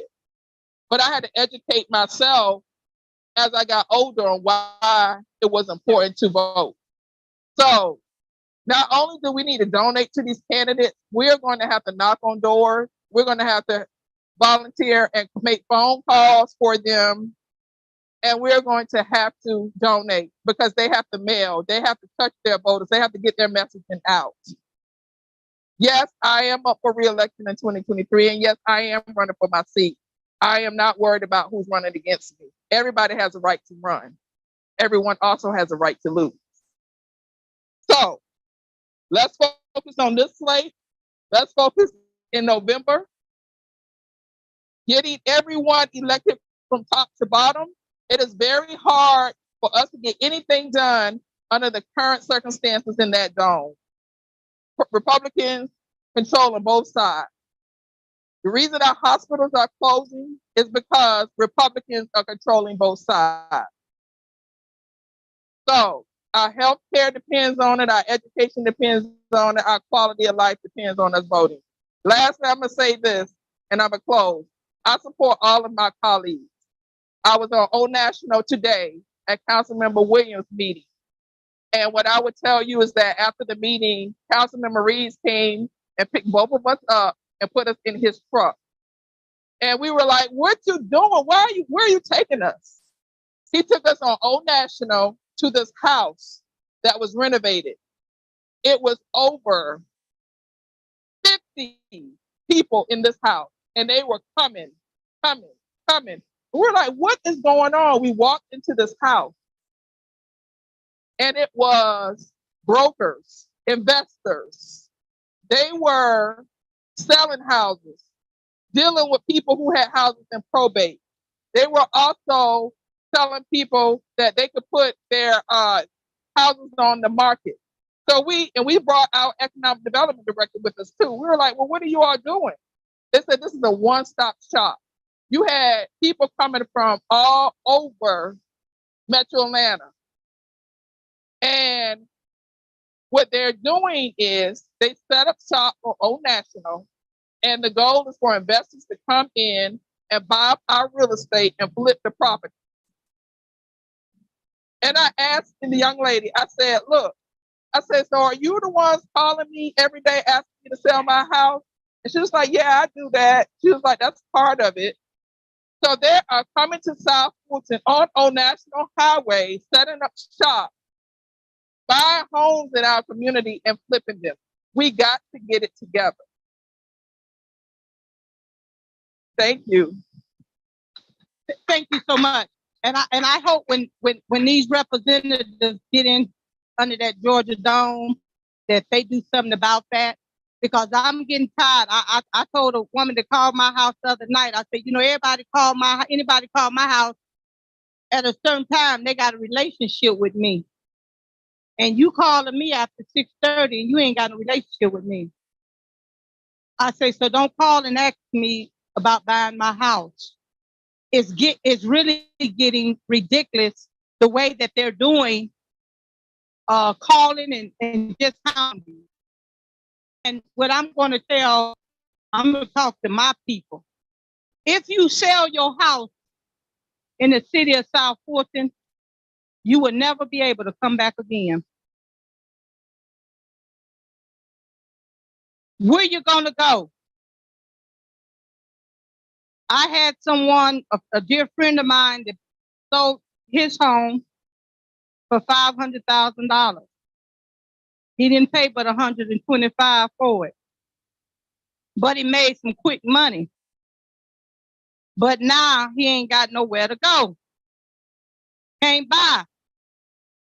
And so it's just like when they split those lines up, like they did with Representative Sheila Jones and what they did in Fairburn and the city of South Fulton, what they're doing is they're trying to get us out of the way. And once they get, as the old folks say, get us out of the way, then they come in. That drawing the line ain't about y'all. It's about them. The vote and the power. And we fall for the okie doke. We got to stop falling for the okie doke. They don't care nothing about us. Because if they cared anything about us, they wouldn't close that hospital down in the 4th Ward where they know all the poor black folks at. But with, and I don't know too much about the 4th Ward. I know my pastor lived in the 4th Ward. But I know in the 4th Ward, if folks look like us. And somebody rolled me down to the 4th Ward because they worked down there, and they was telling me about the where they lived at and where the project was and so forth. When I go down there now, they got condominiums and so I don't know what they gonna do with that hospital down there, but I bet you what they gonna do. They finna put them rich folks finna put some houses down there, condominiums, and that's what they gonna do. They don't want y'all black folks in their district. And y'all think cause y'all live in these $400,000 houses and drive y'all Mercedes and y'all went to Spelman and Clark and then stop by Ohio State, y'all think y'all somebody else care about you. You just another number. If they cared about you, they wouldn't close the hospitals down. So I don't want y'all to get bamboozled. Please don't get bamboozled. And if you got it, thank God that you got it. But look at the little kids over there in Hamilton Homes. Look at the ones on some of the ones over on Old National that don't have it. Hell, I'ma stop out. Look out here in the city of South Fulton. It's a lot of perpetrators out here. They got folks living in big houses, but ain't got beds, good beds to sleep in. Don't let them big houses fool you. And you got folks trying to rob Peter to pay Paul to keep up with the big house. Don't let it fool you. We got to get the folks in that's going to represent us. I got a person here that I met. I want her to come up. I met her in 2005. And when I met her in 2005, she told me, and I told her, she'll tell you, I told her, I said, you a lie. She said, you going to be the next over the association. And I argued with her. And she used to love to pick up trash. She was the only one in our community would get up and pick up trash in the 2005 era. And I used to tell her, I say, you pretty with your long hair, you out there picking up trash. She said, I just want to pick up trash. And she picked up trash. And then she had a vision. She had it so bad that she went and bought me some recycling bins where you put the paper, the bottles, and I was like, I got to divide all of this stuff. But that was her passion. But then she moved on to doing something with the food. And I had the opportunity to go into a school off of Main Street in College Park in a little room at a school. And when I went in this room, the walls was covered with food all the way from the floor to the ceiling, organized. Pinto beans all together, corn all together. And she fixed bags for kids that needed food for the weekend to make sure that they had food until they get to school that Monday. Great, great, great organization. But then she moved and started branching out. And she said, I want to serve the city of South Fulton, my community. Well, over there where we live, they told her that they didn't need that in the community because folks weren't homeless over there and didn't need the food. Well, I beg the difference. And so we're praying that she get that thing back up and feed the folks. You know, folks need food because this morning I passed Douglasville and the line was wrapped around on Highway 5. Folks getting food from the pantry.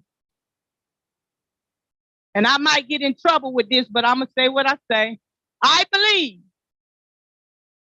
folks like her are to be able to deal with the food. To deal with the food. And let the city council and elected officials deal with policies and procedures. I don't believe that my city council should be out there passing out food to the homeless and to the folks that need the food.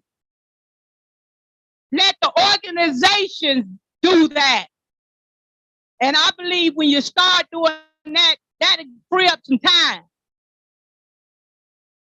I just don't believe that. I didn't vote for them to be out there taking food and putting it in cars.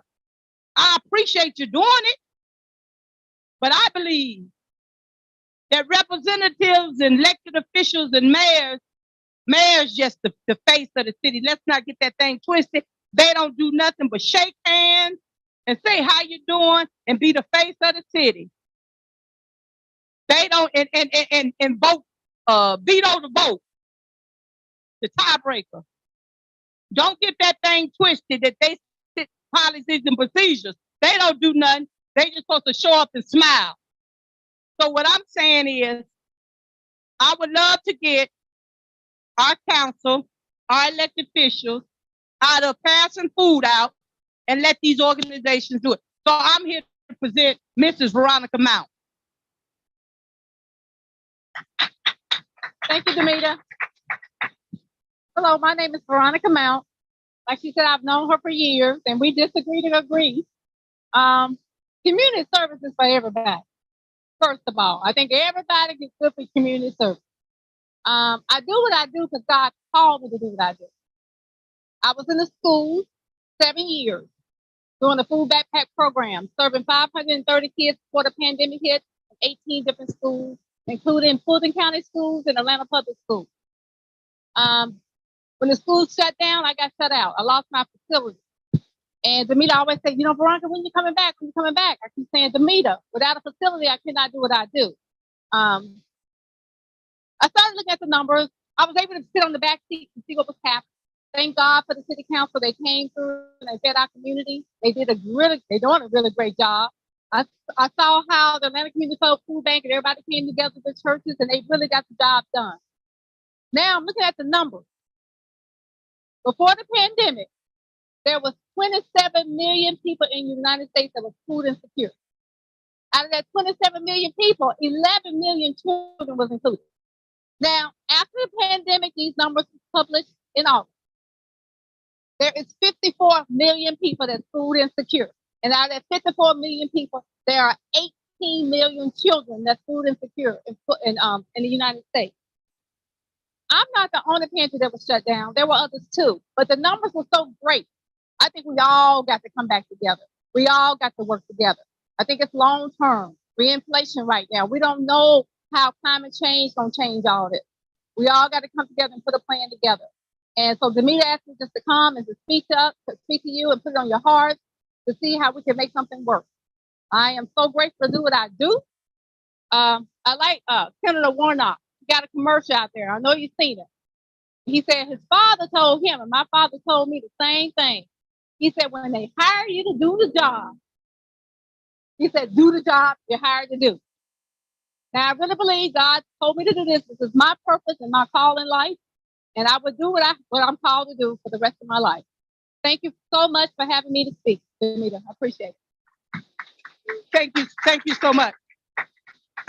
We had a lot of the candidates that this is canvassing Saturday. A lot of the candidates reached out to me. They wanted to come, but this is the battleground right now. So they're out there fighting, really fighting for their life to get the vote. Senator Jordan is running for Attorney General. She called and she couldn't be here because she's out of town, because she's also a lawyer. Let's make sure that we get her into office. Give me that, please, Miss Angie. The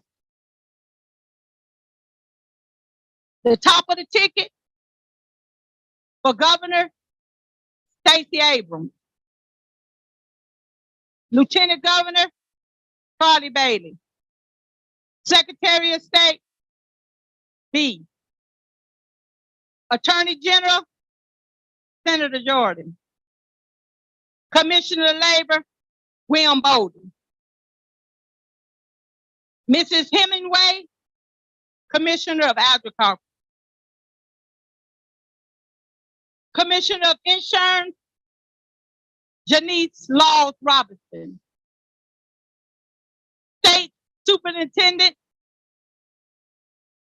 is Elise. Let me say something about these young people. The one that's running for superintendent, I don't know if you guys heard her. She's powerful. Powerful. I got a chance to hear her down at the convention. Powerful. But the one that stole the show, I'm going to talk about him a little bit, then I'm going to come back. The one that stole the show came from city of South Fortress. And if y'all wasn't there, I'm going to tell you, you would have thought Michael Jackson had came out on the stage. It was so electrifying. Lydia, I don't know about you, but I had to look around and see where I was at. I don't know what we thought, but I think it caught William Bodie off guard because he had to start dancing too. I mean, a room that was so powerful. And it's somebody from our own city. Folks from all over. You had folks, I met folks, they said it was from Mississippi. I had some folks on the elevator from me. They told me, they said, I'm not a Democrat. I got a Stacey Abrams shirt on, but I like the way these Democrats doing. And so I'm converted. I said, we taking everybody. We taking the good, the bad, the ugly, the dog, the cat, everybody. And she said, we would never, ever miss a convention again. She had her whole entire family there. And when I say it was powerful, it was powerful. It started off with the representative down there that's over Columbus, Georgia. Warnock gonna be a Baptist preacher, so he kind of set the tone to preach. And then the rest of them came behind. And this little short lady here, they had to get a stool to stand up to the podium Was you saw Sheila John? You was a, all right, but Tish, you were there. She wanted to be strong and tall. And she looked like she probably wasn't but 5 feet, probably 4'11".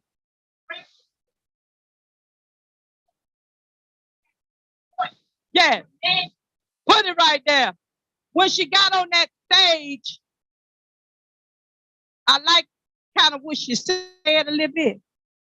She said, I'm going to tell y'all what I got before I come, Miss Hemingway. She worked the farm. She said they took the family farm that from the family down there in Savannah. That's what she do. I think she said she was a doctor, wasn't she? A lawyer. But that 4'11", I'm gonna give her 4'11". She might be 5. She 4'5". But let me tell you, when she stood up on that ladder, you talking about a giant. You talking about somebody that shut the house down by herself.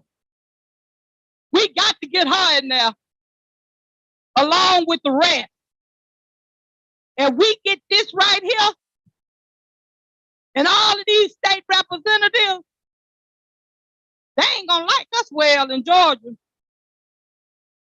And I'm gonna tell you, if 98%, let me tell you, I'm asking Lord for 98%, but if he don't give me 98%, I at least want to give me 75%. And whatever he give me, I'm gonna walk behind him just as proud, and I'm gonna roll up my sleeves and be ready to help him and fight. Catherine, you know what they used to call me when I was running. They told me I was the what? The what? The Hosea, the new Hosea of the South. I had to do the research. They say Hosea Williams was talk politics. He was unbought and unbought. That's my hashtag line. I didn't know it was here. They say he would talk, he would love the people, he would pray, he'll cuss you out, and then he'll come back and love on you.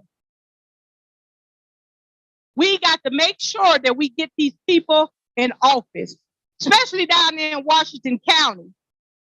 That's that country, am I right? We forget about the rural state cities in Georgia. We got some votes down there. And we can't let them Republicans go down there and dictate them folks what they don't have. They probably gonna promise them a toilet in the house to get a vote. And then after they get in, they told them that they was gonna give them a toilet. We can't let that happen. We got to make sure that we get the people in office. It is so important. I can't stress that enough. Can't stress that enough. And we can't let people in office that look like us try to destroy our democracy. Because that's what they're trying to take from us, is our democracy. If you don't think they're trying to do it, watch the news. Look around. Make sure that we get out and vote. Vote early. October the 17th to the 30th, there is early election. We got Saturday voting, October the 22nd, October the 29th. The Sunday voting is going to be determined by your county and your city. We got to make sure that Fulton County get this election right, which they got it right the last time. The folks just didn't want them to get it right. We refuse to let Kemp, any of them, say that we came in there and did something wrong to that election.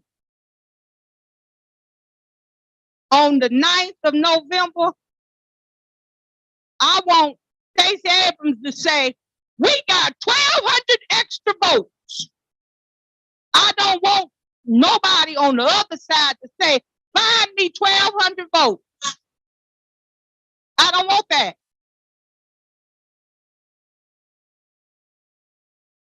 So we're going to make sure that we get this thing right. Representative Jones, Congresswoman Green, Representative Glaze, when you get down to the Capitol, you make sure that you don't forget about the people. Stand together. I know we got a Black caucus down there, right? Y'all stand together. Stand together, y'all. If y'all gonna fight, y'all fight. In house, which y'all come out, y'all stand strong on one accord. That's what old man used to tell me when I was on the board of a director. He used to tell me, he said, Damita,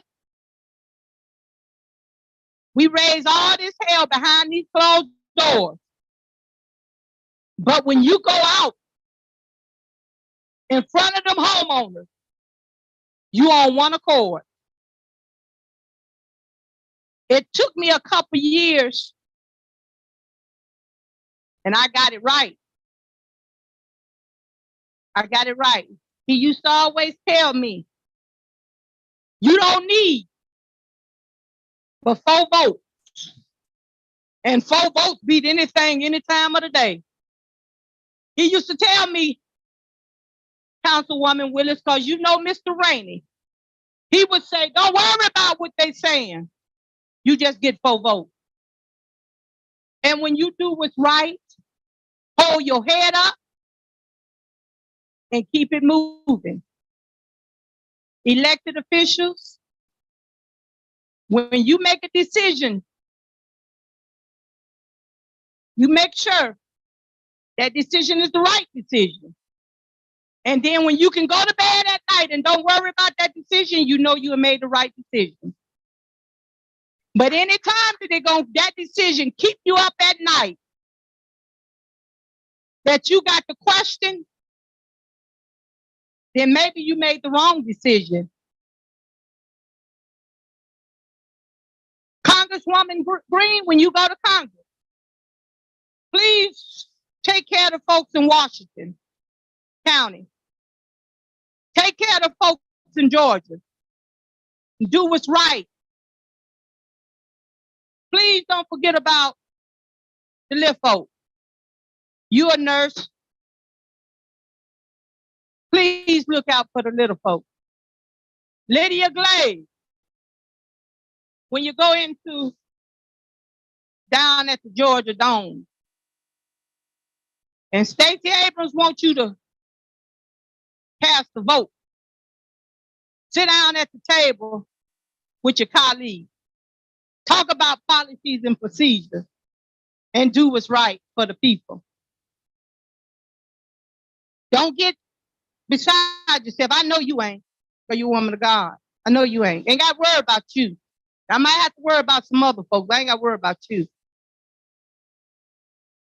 And I believe when you and Miss Jones get together and Tish and them spirits, y'all gonna be all right. And I'm praying that more folks get the same kind of spirit y'all got. But we'll be all right. City of South Fulton gonna be all right. We ain't going to the poll house. They want us to go to the poll house. We ain't going to the poll house. I'm gonna eat collard greens, fatback meat, pinto beans, and rice. We ain't going to the poll house. Sheila, I know that ain't no good food for you. I know you want me to leave it alone, but I love me some pigtails and some collard greens. I know you want me to get rid of it. I know she want me to eat turkey. I don't want no turkey. It don't taste right in the collard greens. So I'm looking forward of working with you guys. Miss Vanjie, you ain't got to worry about District 1. We're going to be all right in our city. We're going to be just fine. Let me tell you, this another representative just came in, but let me tell you about the public. Let me tell you about the public commission. You had 2 young ladies on the public commission board, and they took their names off the ballot. They took their names off the ballot, 2 Democrats, because they got white folks that want to control your electricity. They took them off the ballot. But the devil is a lie. But they coming back. So we got to keep our community engaged, keep them motivated, because this thing is real. They don't want Representative Sheila Jones down there, but she ain't got nobody running against her. Ain't God good? God is good, ain't it? It's some more folks that ain't got nobody running against them. So when you ain't got nobody running against you, that says something, don't it, Representative Jones? Oh yeah, it says something. It says something. You just keep on doing what you're doing. Yeah.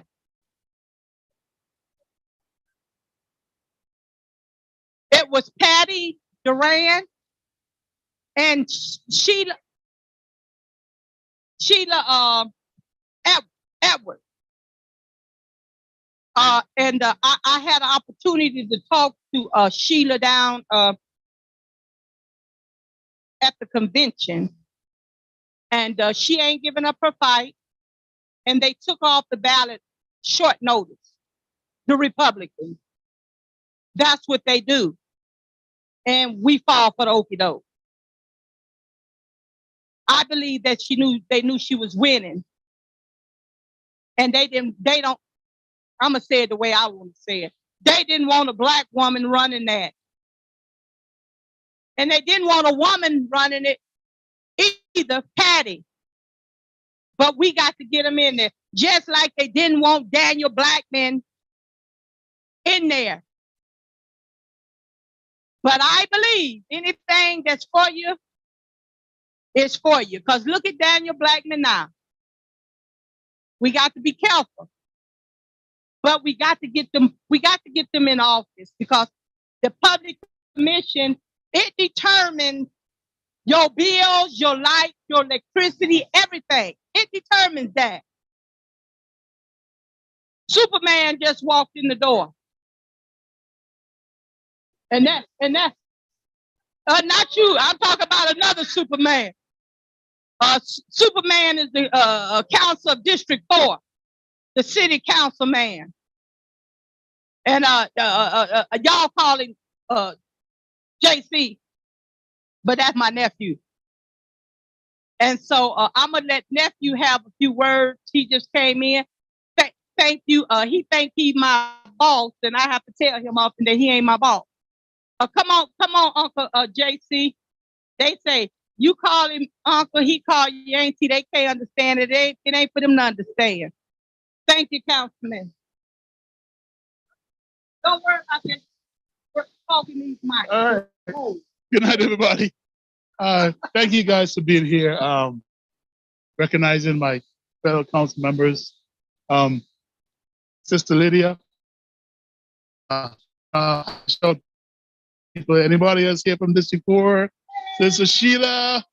All right. But thank you, Auntie, for throwing this. You know, we need more people who are going to be politically active and trying to make and bring about the changes for our communities that we want to see.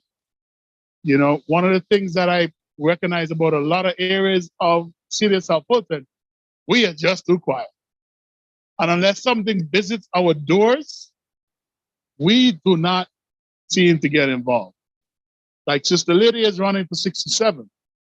And from talking to her, one of the things I found out that 40%, 40,000 out of 60,000 are in another county, right? And what does that do? We only have 20,000 on our side. It means that we literally have to get all 20,000 of us to go and vote. Or else we, as part of the City Grove community, could get split and to be governed by someone on the state level that's not from our community. Is that gerrymandering thing, talk about? By the way, that won't be happening in the city of South Fulton. As my colleagues can attest. We're balancing things and we're keeping things as much as possible, but doing some little tweaks. But again, when you have people as active as what I call my auntie, Damita, coming out here and doing these things, is so that we can wake up as a city, we can wake up as a people, and know right now where we are, right now, this moment, this time in history, right, is already changing generations in what. And we have the ability to change more generations to come after. That's what's on the line right now. Imagine if a couple of years ago in 2020, we didn't get those 2 senators from Georgia. Can you imagine all of those things that we've had to still fight to get through in Washington if we didn't get them done? So again, your vote this November is going to be just as important. And by the way, reason why she's dropping a slate is need to go up and down, right? So I know people who went and voted for me and say, oh, we just voted for your left, right? And I'm like, no, I know people who voted in the last presidential and gubernatorial race who said, we just voted for Stacey and we left. We cannot afford that, right? We need every single one of those statewide positions to get in place. And we need to do that this moment in history so that we can continue to change Georgia and change this country. One of the things that I said in 2018, I think, Auntie, when we opened that East Point facility for Stacey, I remember saying then, it just came to my spirit. The soul of the nation was on the line. And we have seen where we have gone backwards since then with some of those votes and some of those laws that have gone in here in Georgia and around the country. So right now, again, it is even more important that we make the changes that we need to make. So Auntie, once again, thank you. Thank you guys for coming. And listen, the Bible talk about 1 chasing 1,000 and 2 can chase 10,000. So each one of us can get 1,000 votes and 2 of us can get 10,000 votes. So let's do it together, okay? Anybody have any questions for them before we leave? Miss Angie?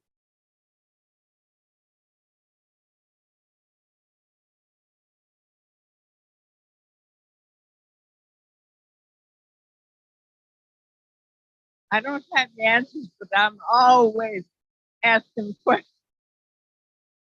2 questions, please. This is like that I drop on your Facebook. Oh, we gonna drop it. Hey, right. Well, let me say, it is dropped now because they go on Facebook Live. We're gonna put it on there tonight when we go home, but it's gonna be out there.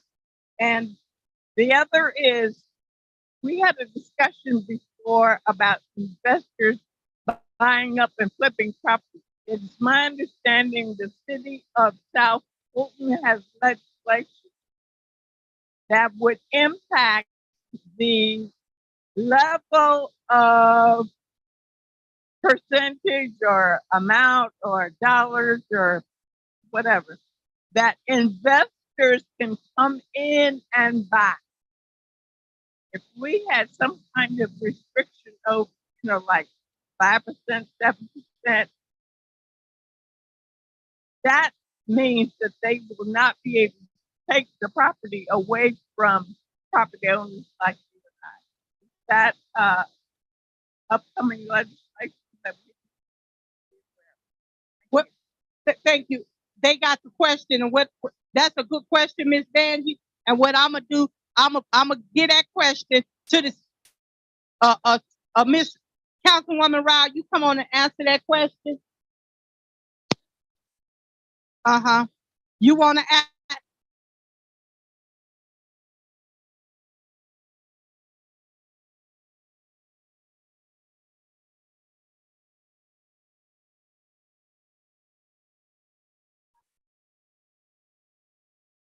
Okay. Well, I'm gonna start reporting.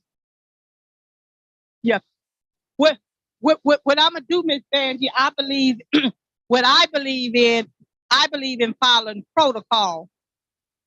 And so I'm gonna write that question down and send that question over to the state, the city council, and the representatives of your area. You see what I'm saying?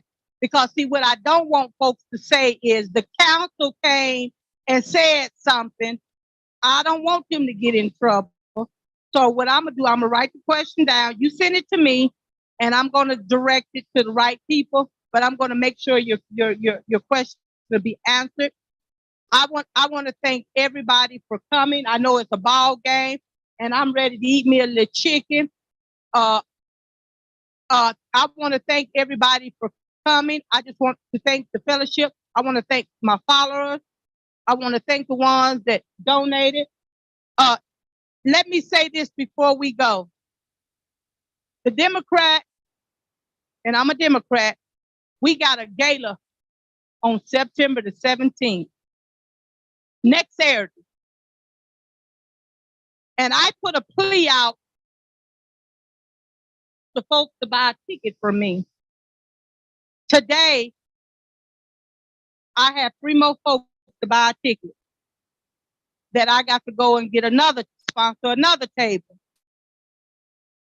This is the first and the last fundraiser for our Democrats to support Stacey Abrams and them, because you're going up against the big money.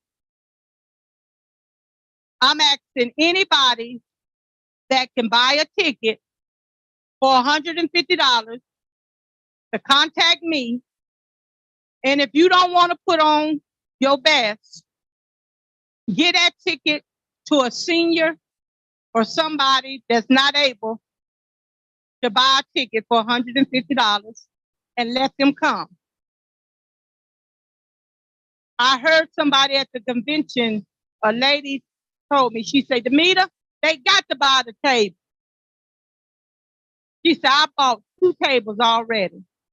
I said, Councilwoman Willis wrote me a check right then to buy a ticket. And I said, Lord, this woman had told me that she done bought 2 tables. Lord, what we gonna do in the city of South Fulton? But this morning, I can tell you, the city of South Fulton is showing out. Because we might have more than 6 tables. The Bible say you act. Got to act. And so I'm acting. And I got 3 tickets that folks bought and say they couldn't come. They say, Damita, give it to a senior. I called a senior. I said, go get your good dress on. And I don't want the motherboard dress. I want a good dress. And she said, I'm going to come and I'm going to show out next Saturday. So again, I want to thank everyone that came out. Young lady back there, you representative. That's right. What's your name? Come on up here and say something, because you came in here, you walked in this door with some authority. See you, Representative John. You want to say something? Come.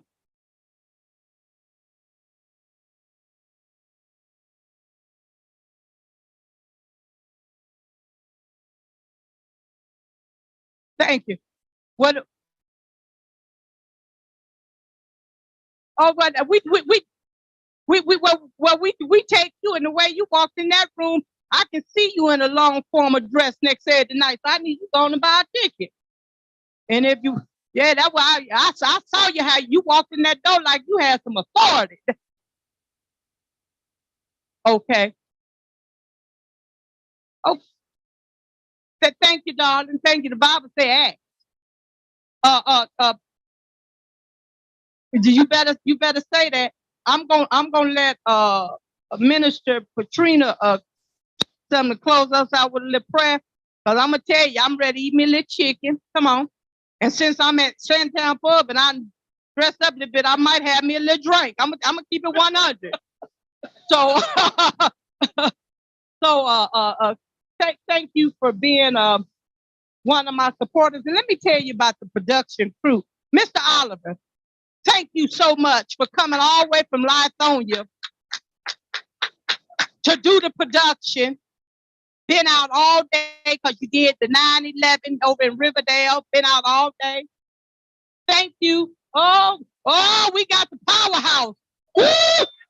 Look, the powerhouse coming.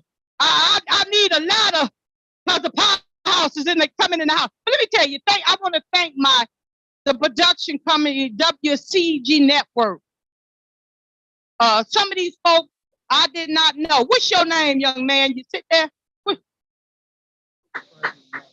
His brother-in-law. I'm gonna say Mr. K because you didn't mess me up with that name. But I want to thank Mr. K for coming also to help Mr. Oliver. I just can't say enough about the radio station because some of these folks I did not know. Ain't never seen them. But when I put out a call last week to buy a ticket, it's something when the whole radio station buy a table. Thank you. They say we're here to support you, Damita, and the Democrats. Thank you, guys, for buying that table. But what God brought in here, and I didn't expect her to come here. Penny can come and take a picture. That's okay. That's okay. That's okay. You come on. I didn't talk about the powerhouse. Come on down there to the convention. And I say you were 5'4'11". I don't know. Therefore, Lord, she 4'9". But I'm talking about a powerhouse right here.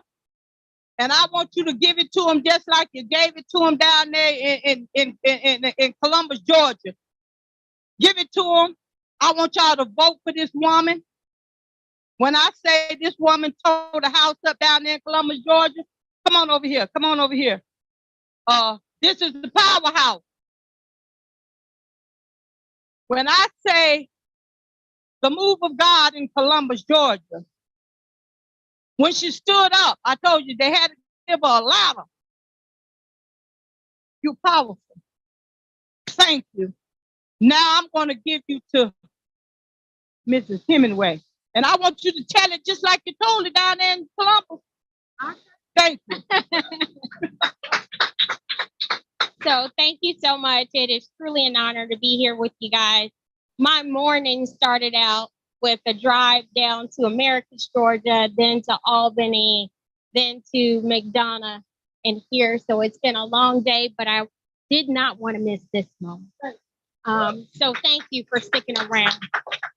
But my name is Nikita Hemingway, and I am a 5th generation farmer, entrepreneur, licensed realtor, former corporate executive, wife, mother, and the Democratic nominee for Commissioner of Agriculture for Georgia. And when I win my race, I will be the first African American, the second woman elected to this position in our nation's history. My political journey began 4 years ago when a local county commissioner stood on my farm and told me I would be better off selling my land to Quick Trip than getting him to remove the restriction. So when I stepped up to run for office, it wasn't because I wanted to be a politician. It was because I understood the equity in agriculture problem, and I was the most qualified person to solve it. My grandparents were rice farmers off the coast of the Savannah River. And for more than 100 years, my family owned 360 acres, and now we own none of it. My grandmother used to tell my cousins, siblings, and I how she would sit on her grandparents' porch and watch ships sail out to sea. My adulthood wasn't easy. I was a single mother of two long before I was a married mother of four. And I knew in order to be the success that I had dreamt of becoming, my pathway was going to be through entrepreneurship. So by day, I worked in corporate America. By night, I build my businesses. And I'm happy to report that I accomplished everything I set out to do as Nikita Tyson long before I became Nikita Hemingway. Before we are able to shatter perceptions or shatter glass ceilings, we must first shatter perceptions about who is qualified and who isn't. It's not enough to understand that food prices are hurting families when we have a mother on the ballot with a plan to end childhood hunger and lower your grocery bill. So go vote. It's not enough to say we understand the equity in agriculture is an issue for small farmers, women, and minorities when we have a Black woman farmer on the ballot with a plan to create pathways out of poverty and into prosperity. So go vote. I believe it is our lived experiences that almost always align with our purpose. So I want you guys to go out and tell everybody about me and let them know that change is coming to Georgia. And tell them I may speak softly, but I carry a big stick. And I may have small feet, but it takes a lot to fill my shoes. And we cannot wait for some other person or some other time. We are the ones we have been waiting for. We are the change we see. Thank you. Thank you so much. We're gonna get some pictures with you after we because we going live, we're gonna shut it down. Minister Patrina gonna close out, give us some word of encouragement. I want you, the citizens, the voters, the elected leaders, the ones that running, I want you guys just be prayerful, stay focused. Have the folks to vote down the ballot.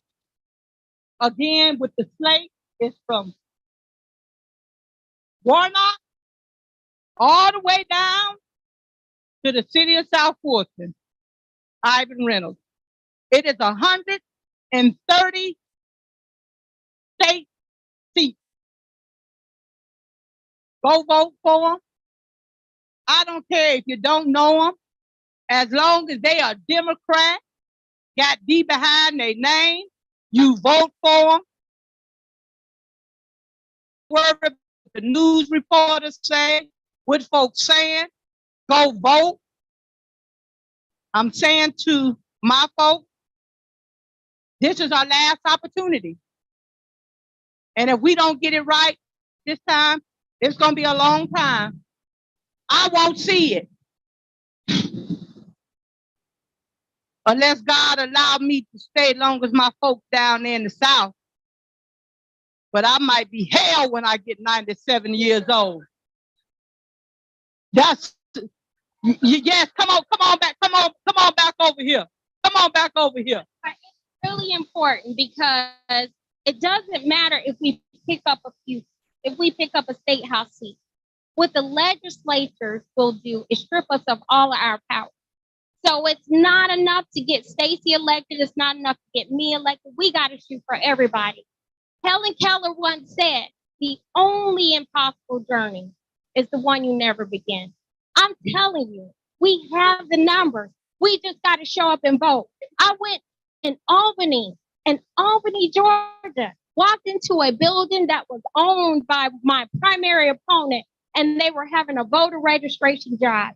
And there were 70 and 60-year-old women in there, 18, 19-year-old kids in there registering to vote for the first time. We can do it. We got the numbers. We just got to show it. Yes, we got to do it.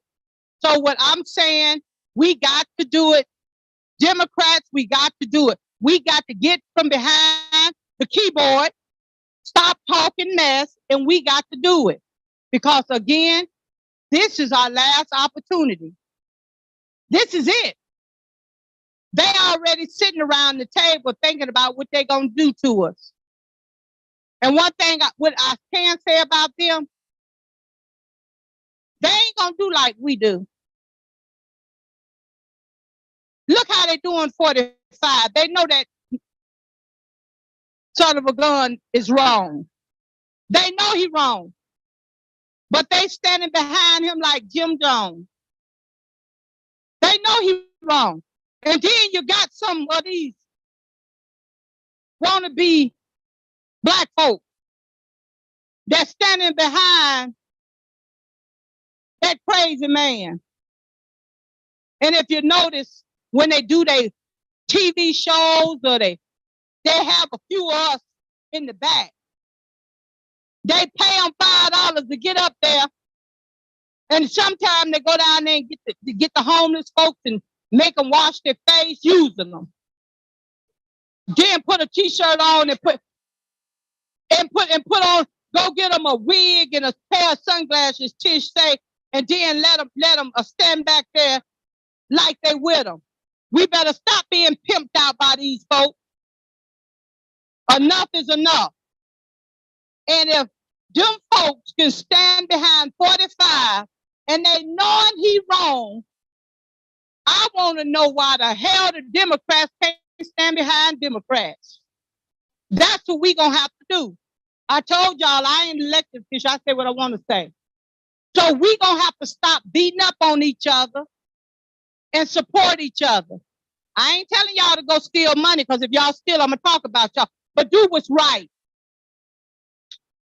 Do what's right for the people.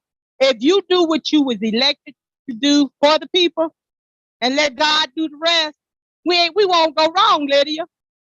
So I want to thank you guys for coming. I love you guys so much. I know it's been a long day and I can't wait to get out of this. But again, I want to thank you guys. Somebody asked when is Slate going to hit social media? We're going to put the Slate out tonight on social media. We're going to share it. And I know I might get some folks that's already probably text me in my city talking a bunch of crap. I don't care. I am a Democrat. I am a Baptist. I'm Black and I'm a Democrat. And them some things you just can't take away from me. So again, I want to thank you. Katrina, I'm going to let you go and say a prayer, close us out, because I know y'all want to watch the ball game and I know what I want some chicken. So again, thank you so much. All right, let us give Damita a hand. She works so hard, not to put her name out there, but to put your names out there so that we can be informed and make educated votes. We've been educated.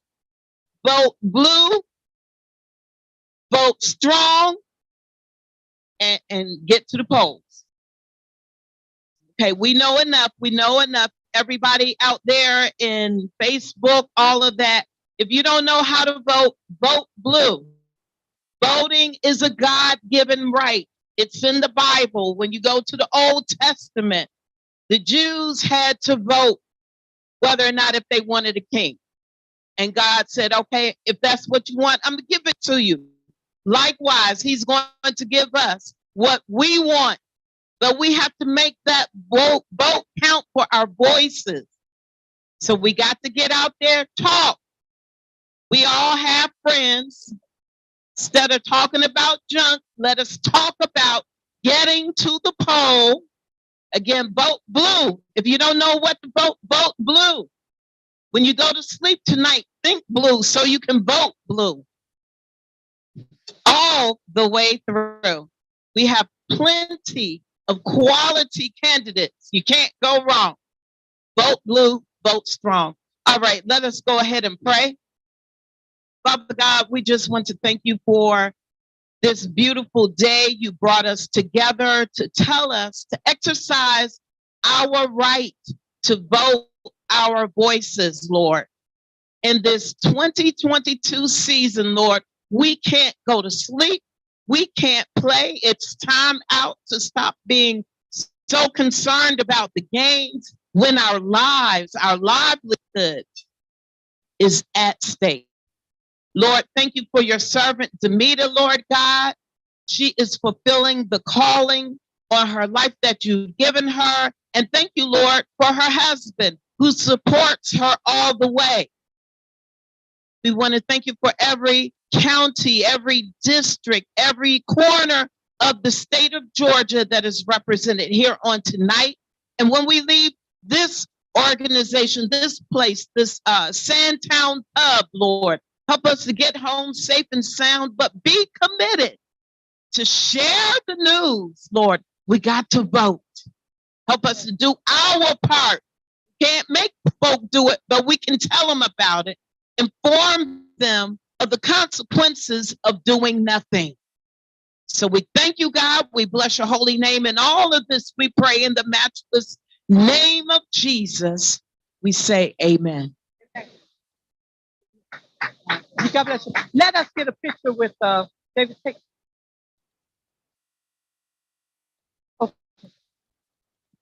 Hold that.